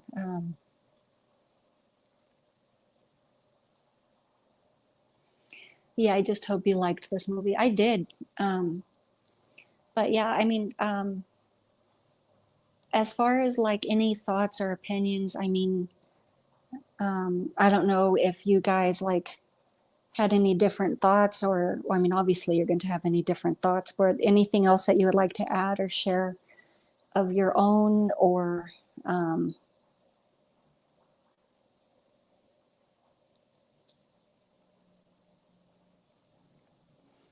I mean, even as far as like the reason why the witch would go after like the faithless friar versus the ones who are more devout, or like did she consider him the like the weakest one out of the bunch rather than testing the more devout ones, or I mean anything in particular that you were curious about? I mean I would like to, I mean if you're up for it, I would love to continue the discussion on anything else, or if you just consider it just a done subject.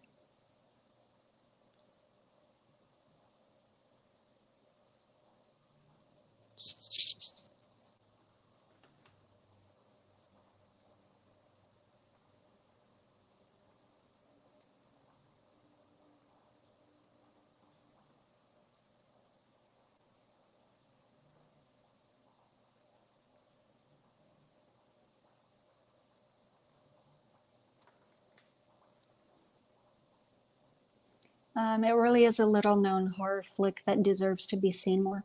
Yeah, when I did my YouTube search, they referred to it as being rare, like one of those rare films.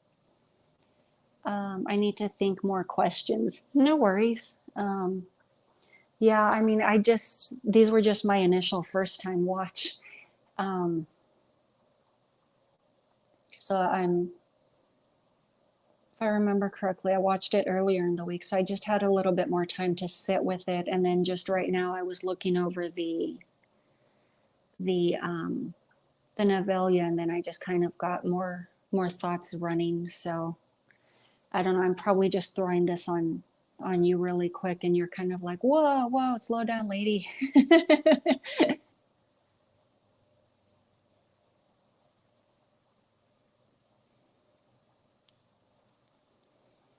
Yeah, what I found interesting was that Coma was threatened by the witch's father and he couldn't get out of it. Yeah, I mean, obviously, if the villagers were aware of the fact that the daughter was a witch, I mean, obviously, dad knew that she was a witch. So it makes me curious because mom's not around. So if dad knows she's a witch, who taught her? Like, did it run in the family? Um, who was the original witch? Did dad marry a witch? Did mom teach a daughter? It it leaves even more questions, and not just that.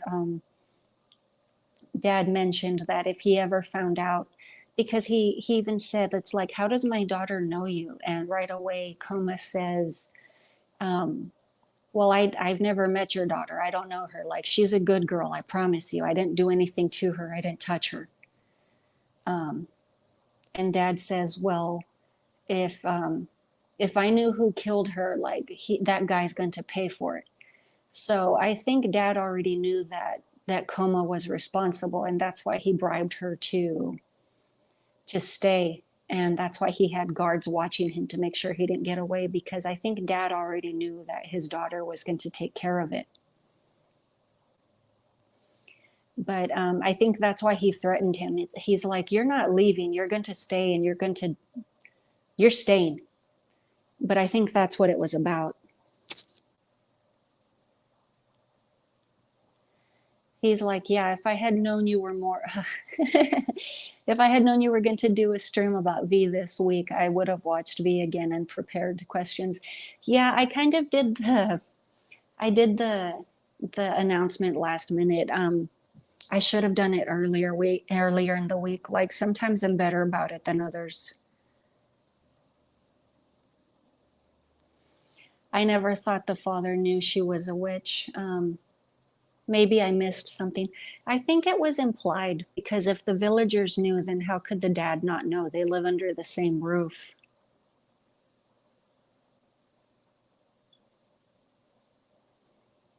But yeah, I think that was implied.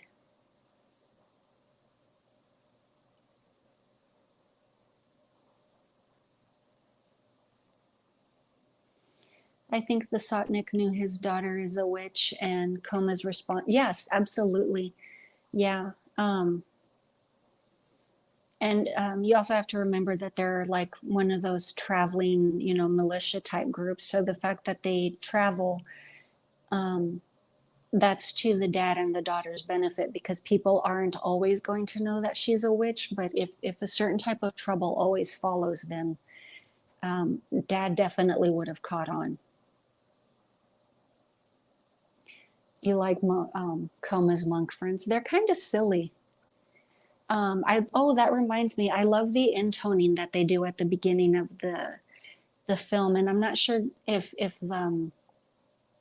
was it the I forget his title, but the lead monk, he gets after them, and I guess it's because he feels like they're kind of like playing with it or not taking it seriously. But I love the sound of intoning. I've been trying to teach myself to do it, but every time I do it, it sounds more like singing. It's like I just can't get it right. Yeah, all of the characters are great. They were fun. They complemented each other very well. I was more stuck on the analyses than actually talking about the characters. But yeah, you brought that around. I forgot all about that.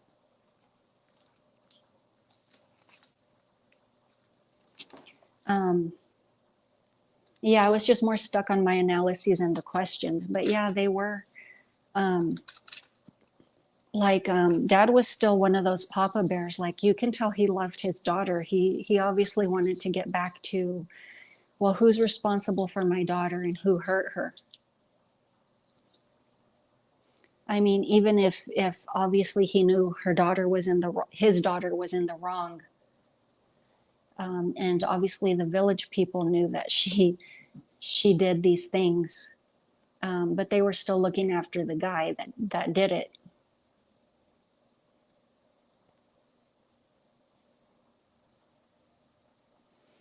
I suppose V kind of has a Wizard of Oz kind of feel to it, but more serious.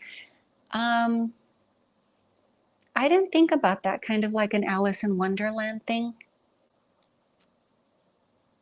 Hmm.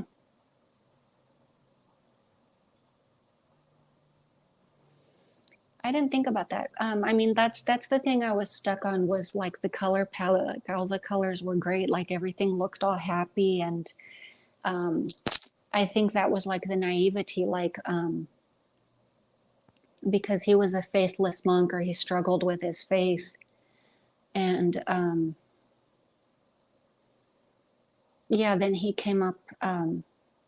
He met that witch. Yeah, yeah, 67, 1967. But it wasn't really trippy. And obviously, it's the cultural difference, I think, but it wasn't really trippy the way things were back then. I think they played it pretty straight, pretty similar. Yeah. Yeah, it definitely had a lot of blues. I don't remember too many reds, but um, Yeah, and I did like that that daisy wreath that she had. Hmm.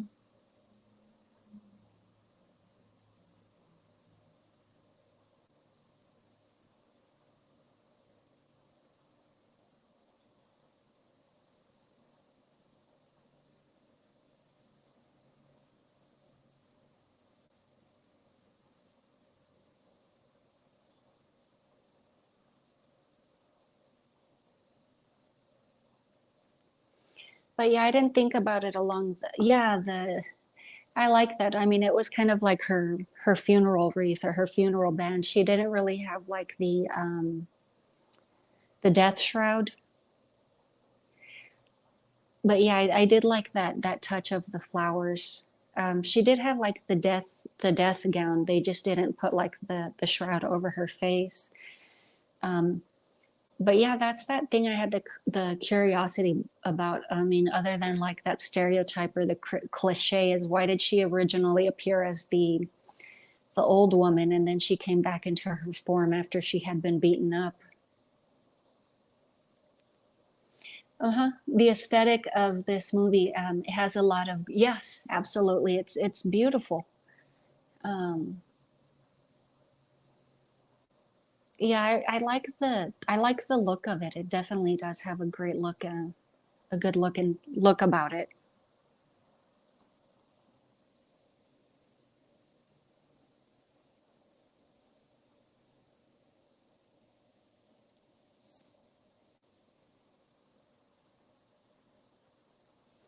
It has a great look about it.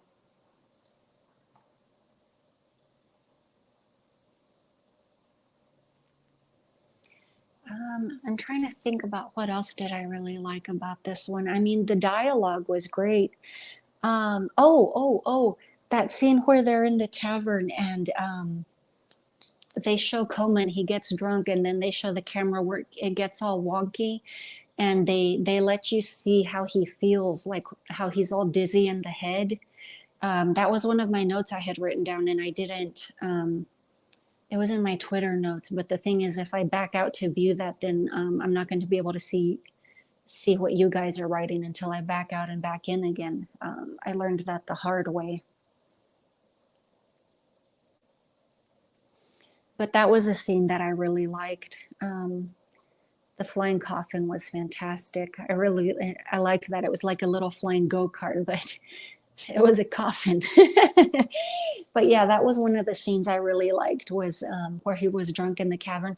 Oh, and then they wouldn't let him leave. They're like, "Tell me the secrets in the book." Like I guess it was either general curiosity or they really wanted to know God. I'm not sure what that was about. And the guy was like, Coma was like, "I don't know, leave me alone, man." Yeah, it was top-notch color grading, lighting, cinematography, camera angles, etc. A really well-made movie. Yes. I didn't look into the background information on the director. I was just really stuck on the story. I should have now that you remind me, I should have waited on this and done like a more proper review instead of been so analytical. But I think we did well. I think we did good enough. I mean, I think what we got was good. And then, I mean, especially with you guys just like pulling it back out and fleshing it out. I mean, I think we're doing all right.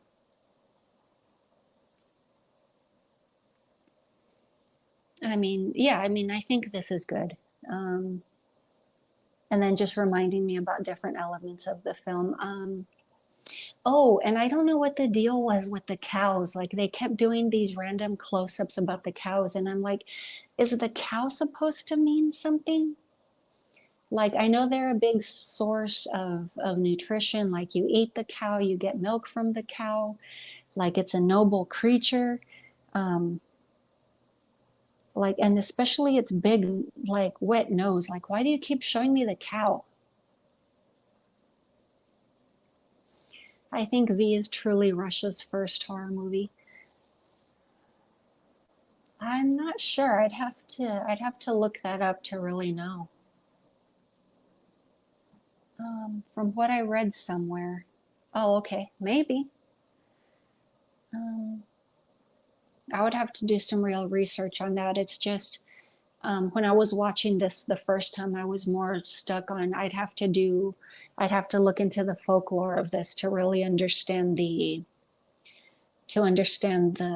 movie better. So that's what I was stuck on. So that's why I was looking at the differences between the book and the movie itself. I mean, like, it's a fairly basic plot, but it really holds the attention. Like, there was never one of those moments, me being me, there was never one of those moments where I'm like, you know what, I need a potty break. I'm stepping away. I was just always like, you know what, I want to keep watching this. Like, this is good. Because I have had those moments, and I know you guys remember. It's like when I step away, and then I've heard one of you say she pees a lot.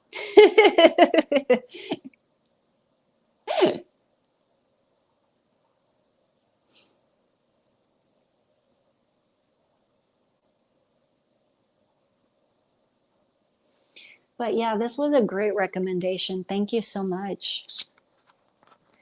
But yeah, in future, if ever any of you want to recommend anything, just if you want to be if you want to get the shout out, just drop me your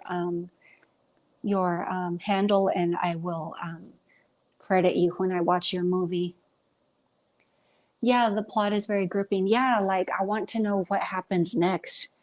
And yeah, the witch is really good.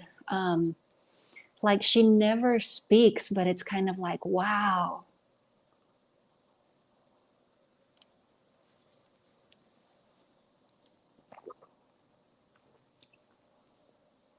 Yeah, that's what I said. Just watch the first 10 minutes and you'll be hooked to see what happens next. It's awesome. Sounds good. Yeah. Yeah, it's really good. Yeah, Slipknot fan recommended this. It's great. I love foreign film. I've been watching it since I was in college. Back then, I referred to it as an acquired taste. There's an adjustment period for sure if you grew up on American apologies. I'm drinking carbonated water. Um, but yeah, um,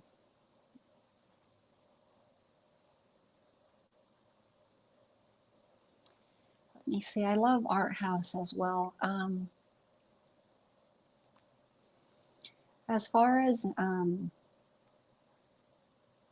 don't really say mainstream, but as far as American film, I do like indie film. I like art house. I don't like the term elevated horror, but I do like art house. I do like indie. I will watch like just regular movies. I love foreign films too, not just foreign horror films. Yeah, yeah, yeah. Like I love IFC. Like it doesn't necessarily have to be from IFC channel, but like a friend introduced me to Gummo. I love the hell out of that movie.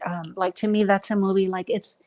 I mean, it does have a story, but to me, it's like they're just scenes. Like, oh, I love this. Oh, I love this. Oh, I love this. And it's one of those films where it's basically you don't realize, like at least for me, I don't realize that I practically love the entire thing. But it's basically a series of scenes. I'm trying to get more YouTubers to see V, but it's difficult to convince them to watch something Russian. Really, at least the one I watched. If they have Shutter, tell them to watch Shutter. It's that one's in English, so maybe they'd be more willing to watch it. At least they don't have to read subtitles, so maybe it'll be easier to get them to watch it that way. I was expecting to read. I don't mind subtitles. Like a lot of stuff I have is Japanese and Korean. So I'm used to subtitles. I'm not a crybaby about it. Um, Haha, Gummo is a good laugh. I love it. I liked, yeah, yeah, yeah, the two brothers and their dog. um, yeah, yeah, the scene where they're beating each other up in the kitchen. I love that one. Or the one in the where the guy's fighting the chair, and they're like, "Get him!" Get him.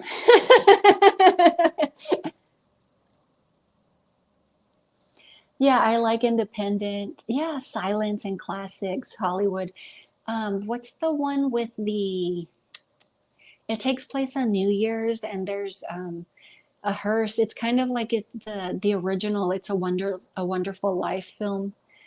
I can't remember the name of it right now. It's been remade twice, and then there's the original one as well. But that one's Criterion released it. I can't remember the name of it right now. That one's a good one. Um, and some new as well. Yeah, I watched some newer ones. I'm practically the movies I have bought that are on DVD. I'm practically stuck in like the 90s and the early 2000s. All of my Blu-rays.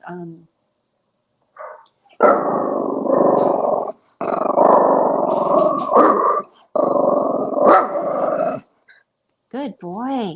Good boy. You tell that dog off. You tell him to hush his mouth. Yeah. You tell him to be quiet. Go get him. Go get him. Tell them not to be barking during the stream.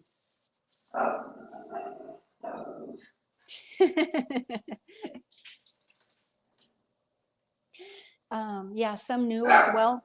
Like, oh, let me see. Yeah, some classic Hollywood. I like, I don't know if you guys can still hear me all right. I moved my microphone closer.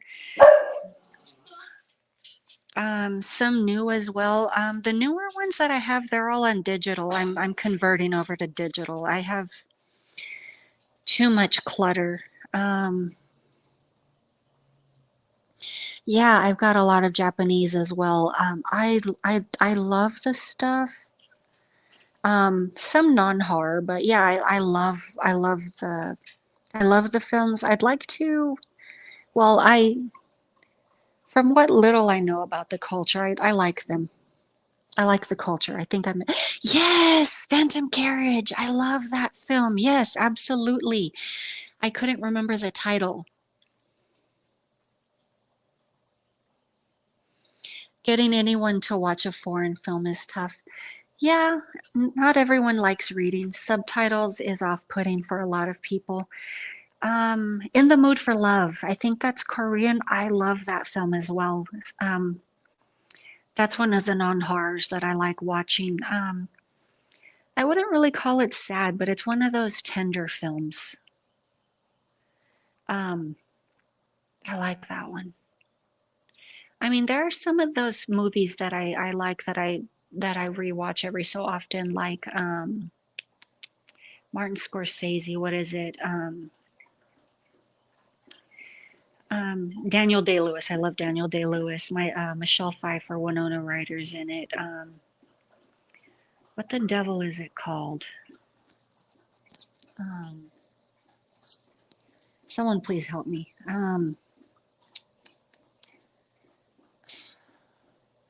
I keep getting all these dumb book titles in my mind. It is based off of a book, but none of the loss loss of innocence, something innocence, something innocence. It's not coming to me right now.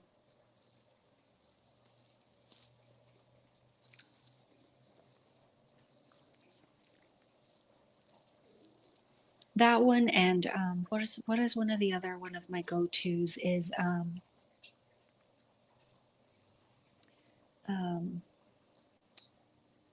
God damn it, I hate when I struggle to remember stuff. Pardon my language. Um, I mean, I generally don't like to be a gutter mouth in public. It's unbecoming.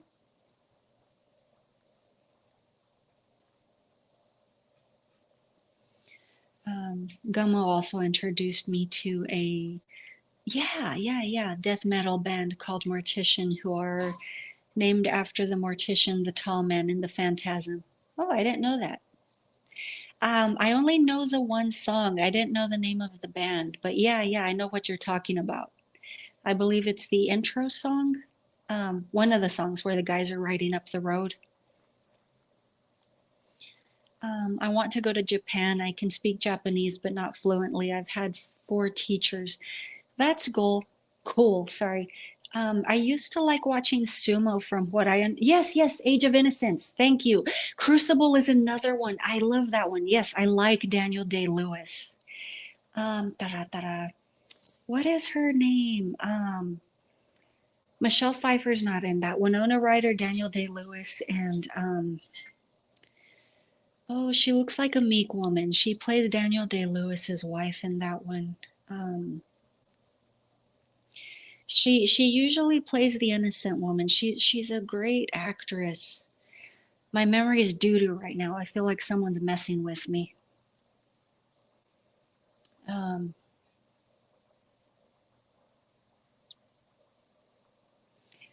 I can't go to IMDb right now because I won't be able to. Well, you guys already know. I need to get my computer sorted.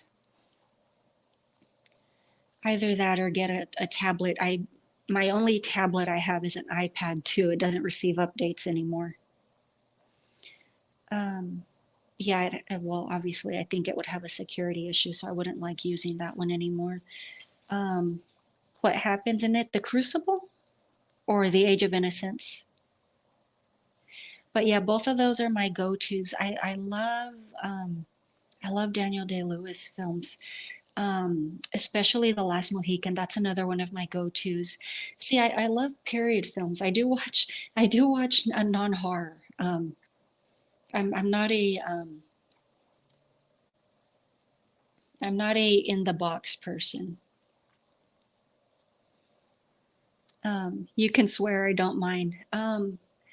YouTube does, unfortunately. YouTube is a doo-doo. Yeah, I mean, I can keep up with a sailor. Trust me. I generally try not to. In my past, I was heavily verbally abused, so I try not to use bad language. Yeah, Winona Ryder and Daniel Day-Lewis starred in The Crucible, possibly English title only. No, Michelle Pfeiffer. Yeah, she wasn't in that one, but the other film, not Age of Innocence. Yeah. Gangs of New York. Cameron Diaz was in that one. I love that one. I like watching that one as well. I like watching Martin Scorsese when I paint because they're good long films and I usually have a long sit. I do plan on painting some more today. Um, I like to paint, post my updates. So if anybody wants to see those, you can catch those on my socials. Um, I'm probably going to change what I have so far. So if anybody wants to watch that, I mean, right now, I'm not really sure where I'm going with that one. What's the other one that I like watching? It's as my go-to. I can't remember the freaking name. It's an 80s film. Suzanne Vega sang the theme song for it. Please don't make fun of me. It's the da da da da da da da da da da da da da. Never seen your paintings before. I post them every so often. I haven't painted in over 2 to 3 years. I'm just getting back into watercolor. Um, I'm just right now. I'm just kind of doing a freehand painting. Trust me, my paintings usually aren't this. It's a work in process. Um, have you seen Scorsese as Van Gogh in Kurosawa's Dreams? No, no, I own it. I haven't seen it. I haven't organized my stacks, believe me or not. I have a walk-in closet and I ran out of room for my stacks. True story. Um, what is the name of that freaking film? I can't even remember. Rosie Perez is in this movie. Who else is in it? Mira Sorvino, a really young Mira Sorvino. Christian Slater's in it. I mean, I know I have you guys Googling, sorry. If you don't mind. It's just I can't do my own Google. I saw the trailer for Dreams. It looks pretty good. I love Akira Kurosawa, especially because he does those samurai films. I have that box set that Criterion released for him. Obviously, I'm still missing a few movies. Who was it? Mysterious Mac. He Untamed. Yes, thank you. Yes, Untamed Heart. That's another one of my go-to films. I like those drama love stories. Marissa Tomei. Yes, I'm sorry. She was such a cutie. Young Marissa Tomei. You're right. I don't know why I said Mira Sorvino. She was such a cutie in that film. She's adorable. Um, what's another one of my go-tos? Oh yeah, in Age of Innocence. What was the thing? Don't leave me on the dock. That's one of my favorite lines. Yeah, I like those dramatic love stories. Oh, The Falls, Legends of the Fall. That's another one of my go-to films. I don't know, maybe that could be a stream. Like, I mean, that this kind of became it right now, but like maybe discussing them more in depth.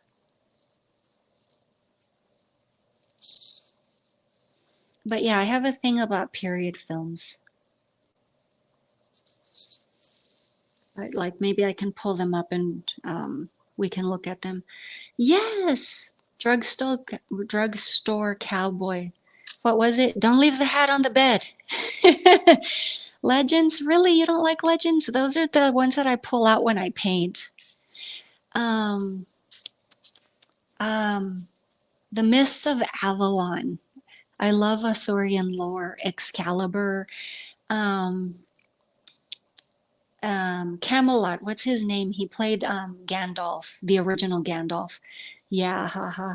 Um, Thomas Harris. I haven't seen too many of his movies. I also he was in Orca and he didn't do what else did he do? What else did he do? There's a third film of his I've seen.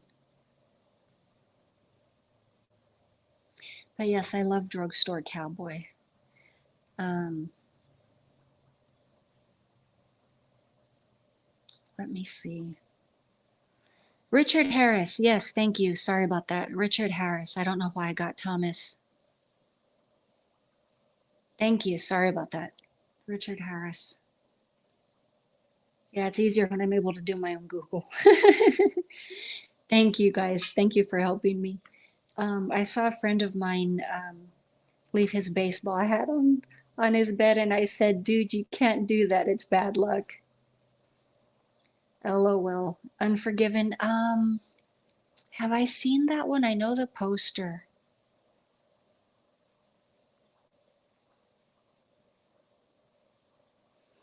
I don't recall if I've seen that one. I love Tombstone. Tombstone's a good one.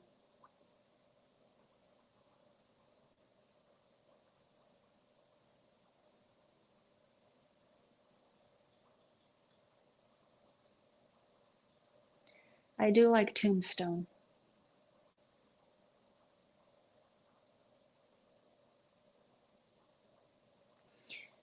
Unforgiven is a classic. Yeah. Oh, really? Richard Harris is in that? I should watch more Richard Harris films. Um, yeah, the obviously the only reason I watched Camelot is because it's Arthurian.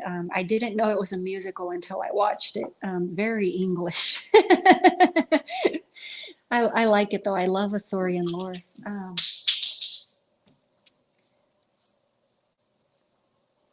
Herschel, I'm not done with this bottle. It's a plastic bottle. You just bopped your head on the desk.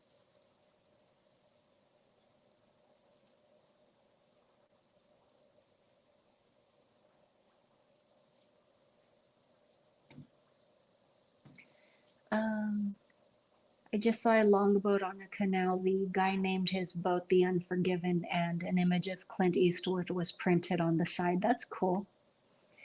Um, that's not the Monty Python one, is it? What about the Holy Grail?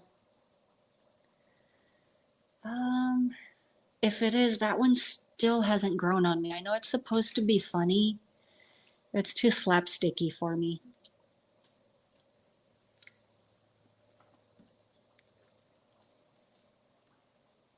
Get down, Herschel.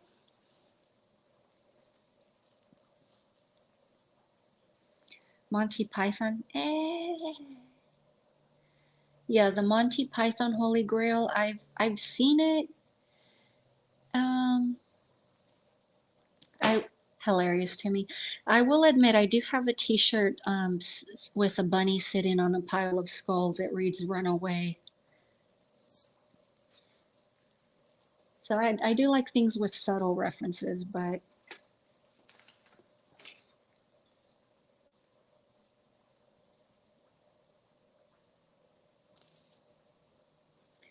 that's fine. Yeah, I might have to just give it another watch. I mean, I was a lot younger then. Well, it was 20 years ago, so it could just be time for a rewatch.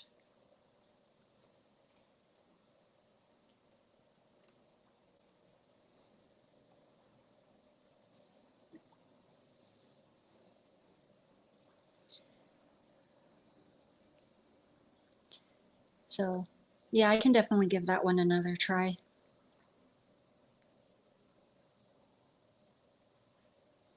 Um, Let me see, what else? I know somebody had given me a recommendation last time, Grim Reaper. Um, I don't think I recall that one. Which Monty Python movie features the Grim Reaper visiting a farmhouse? If you don't like it, you don't like it. Um, yeah, I mean, I just know an old friend was into comedy and they recommended that to me. So yeah, I mean, I'm just picky about comedy. Like,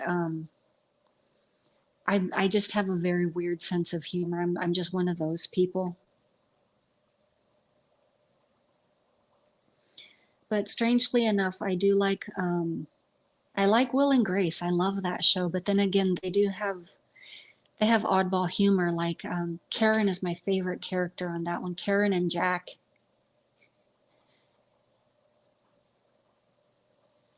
They're little weirdos. So that's probably why I can relate to them.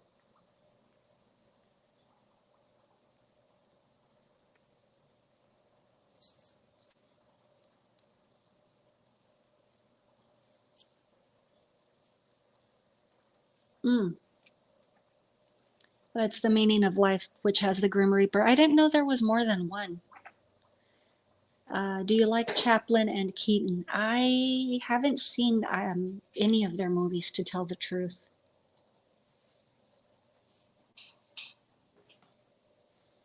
Herschel. He ran off with my bottle cap.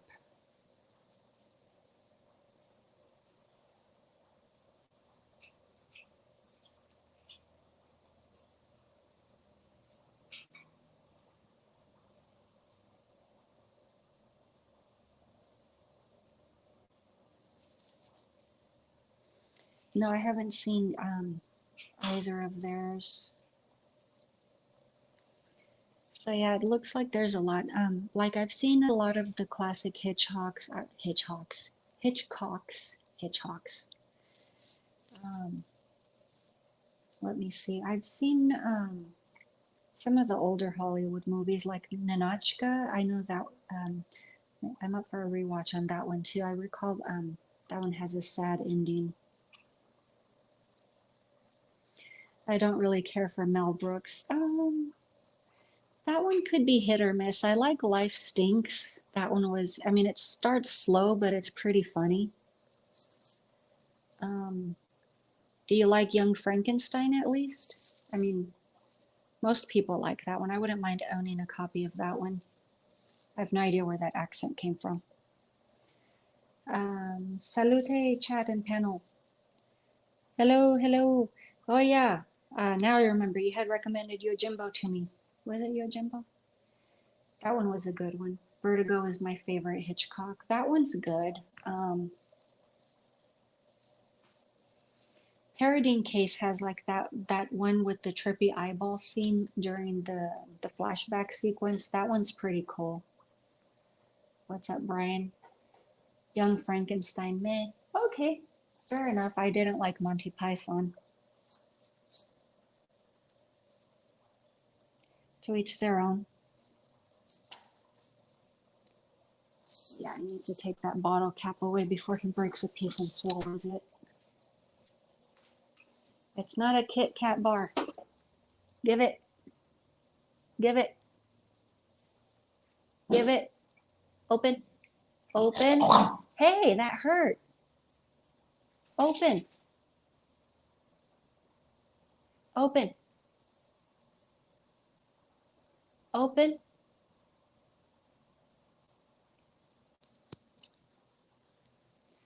Open. Thank you.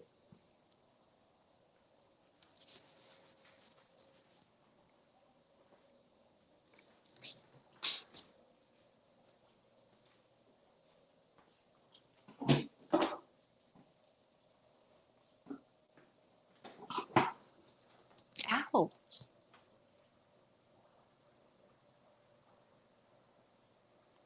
Yeah, we can't agree on everything. Fair enough.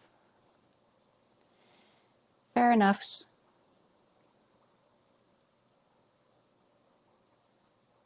Yeah, your dog didn't want to let go, right? No, you heard him. You heard him fight me for it.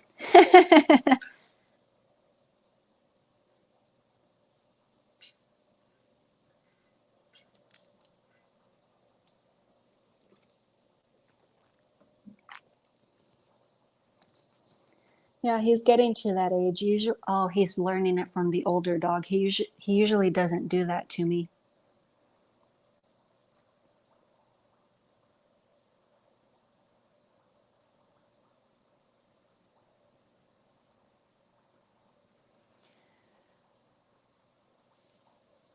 I think that's where it came from because usually beagles have a good temperament. He's never really snapped at me like that. Favorite flavor of Haagen-Dazs? They don't make it anymore. I haven't seen it anymore. Please correct me if I'm wrong. I don't recall what it's called, but it had little brownie bits in it, and then it had caramel swirls with and it was vanilla. But no, I don't recall what it's called. Vertigo is a classic, though. I think Psycho may be my favorite, but Vertigo is a close second. There are some good ones. I'm not too keen on Frenzy. That's not um, let's see what else. I think let's see. You may have one more dog. Yes, I have two. I have Toodles, who is the eldest, and then Herschel, the puppy. Trippy movie. Yeah,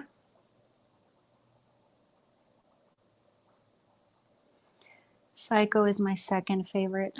I struggle to really remember my favorite. I mean, like I don't have like a top favorite when it comes to Hitchcock. I mean, all I recall is I'm not too keen on Frenzy. The Birds isn't my top one. That's just the first Hitchcock I was introduced to on Saturday morning. After the cartoons are over, they would show older films, like usually older horror films. We had a good run with Bernard Herrmann.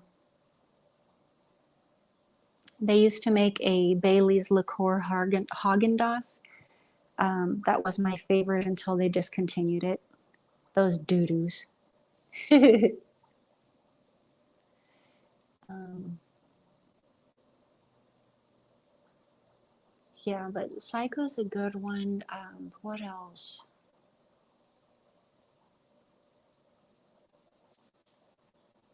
Yeah, North by Northwest is good. It was good as well.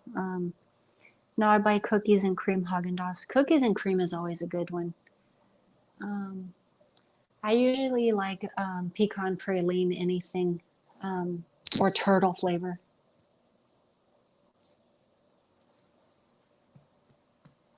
Mm, I like To Catch a Thief, Hitchcock. What else?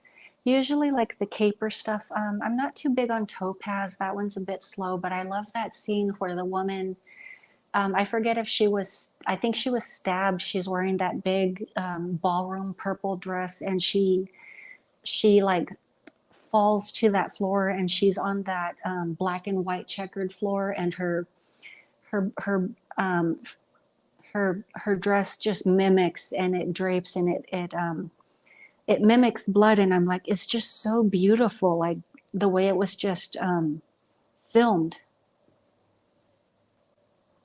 I guess it comes down to sales. Yeah.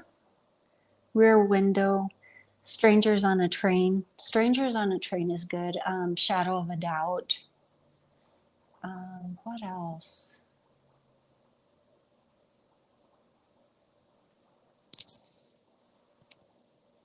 I mean, he had a lot of good ones. He did a remake of one of his earlier films. Doris Day was in it, where a little boy was kidnapped and he was hidden away inside of his own house. Doris Day was singing. Um, Darn it. I'm having one of those days, guys. I'm sorry.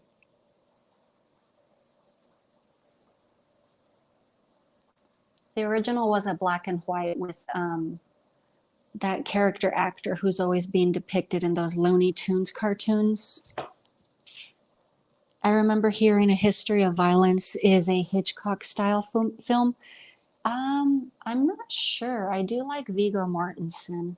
I'd have to go back and rewatch it. Oh, it's a Cronenberg? Now I definitely have to rewatch it. And I have to put those on my rewatch list. Man Who Knew Too Much. Is that the one? Yes, yes. Peter Lorre. Lorre. I think I mispronounced his name. Peter Lorre. Sorry.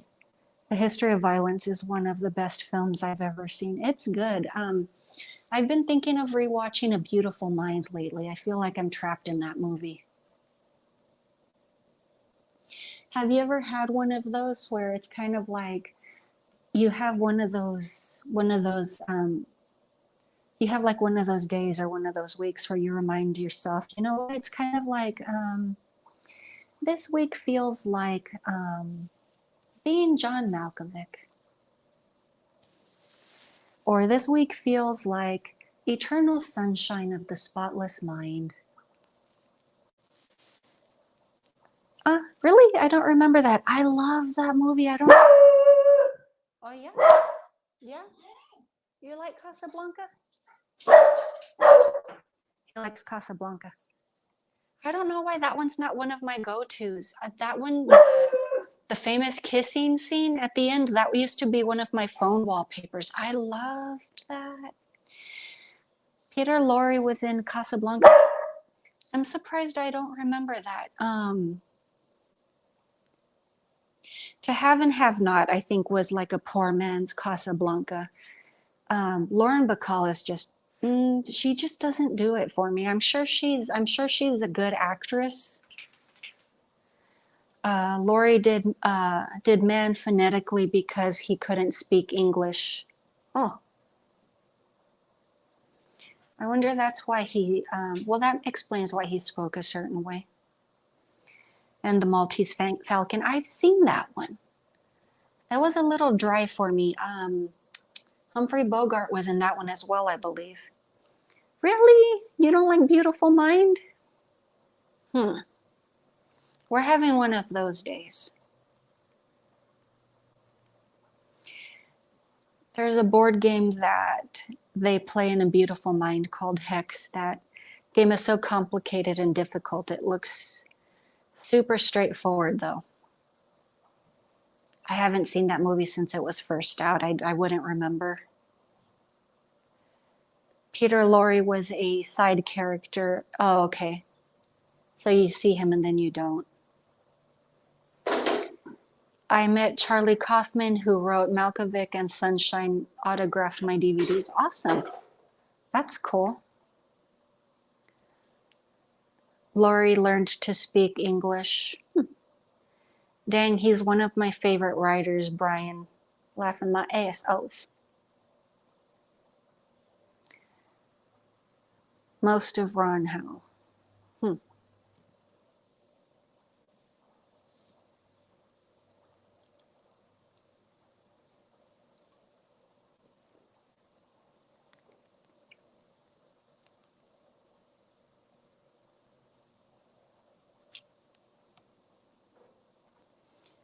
Howard's films are mediocre.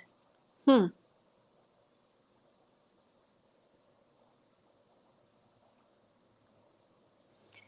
take your word for it. I don't believe I'm familiar with his filmography. Like, not the whole library.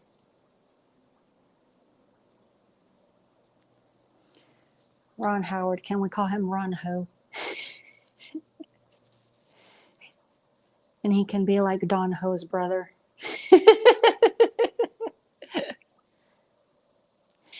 I'm entertaining myself.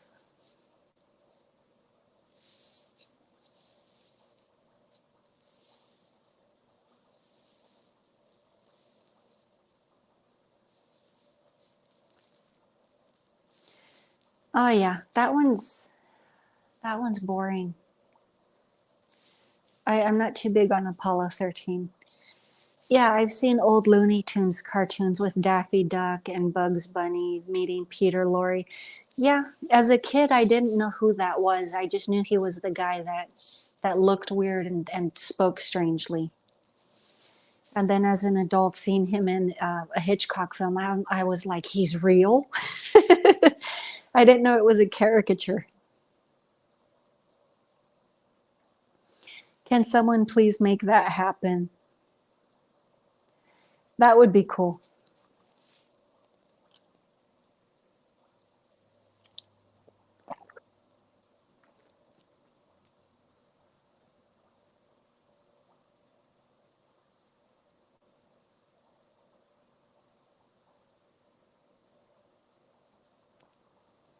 Ha ha. Ha. But yes, Untamed Heart. Is that still in print? I have an old DVD of that.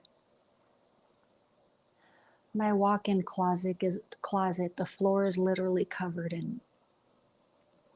in dresses that my walk-in closet is literally covered in dresses that I haven't taken the time to hang, so I can't get in there to go through my stacks. I'm like, I'll take a look and see if it's on digital somewhere.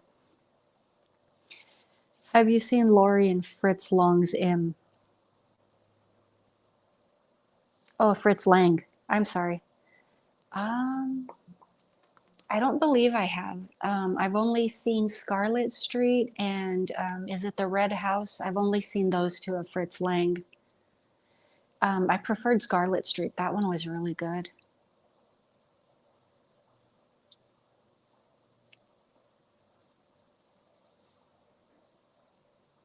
Probably because they're both public domain. A24 should produce a Charlie Kaufman script.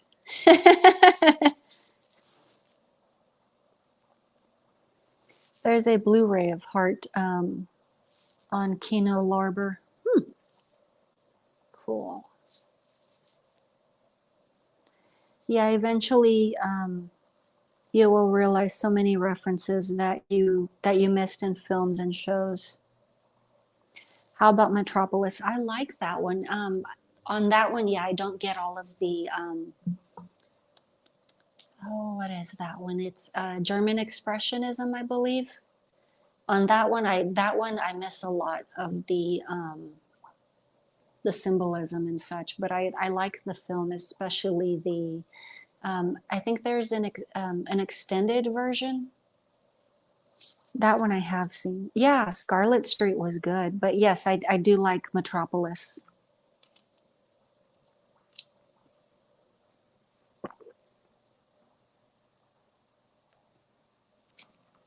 I did like Metropolis. Who did I used to do collabs with? I can't remember his name. I tell you, I'm having one of those days, guys. I tell you, I'm generally not this bad. And yes, I have had breakfast and coffee. If you consider a banana breakfast. Okay, I didn't know that was Fritz Lang. They keep finding more footage. Well, that movie's long as it is. Wow. Hmm. Interesting. Yeah, I'm not too familiar with Fritz Lang's work, truth be told, but yeah, from the ones that I have seen, I do like.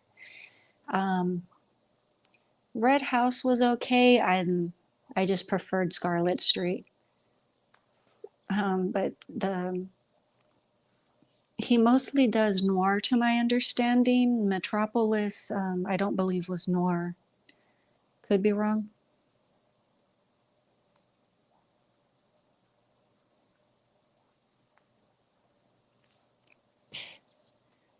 Cat fur on me. Sorry if you heard that.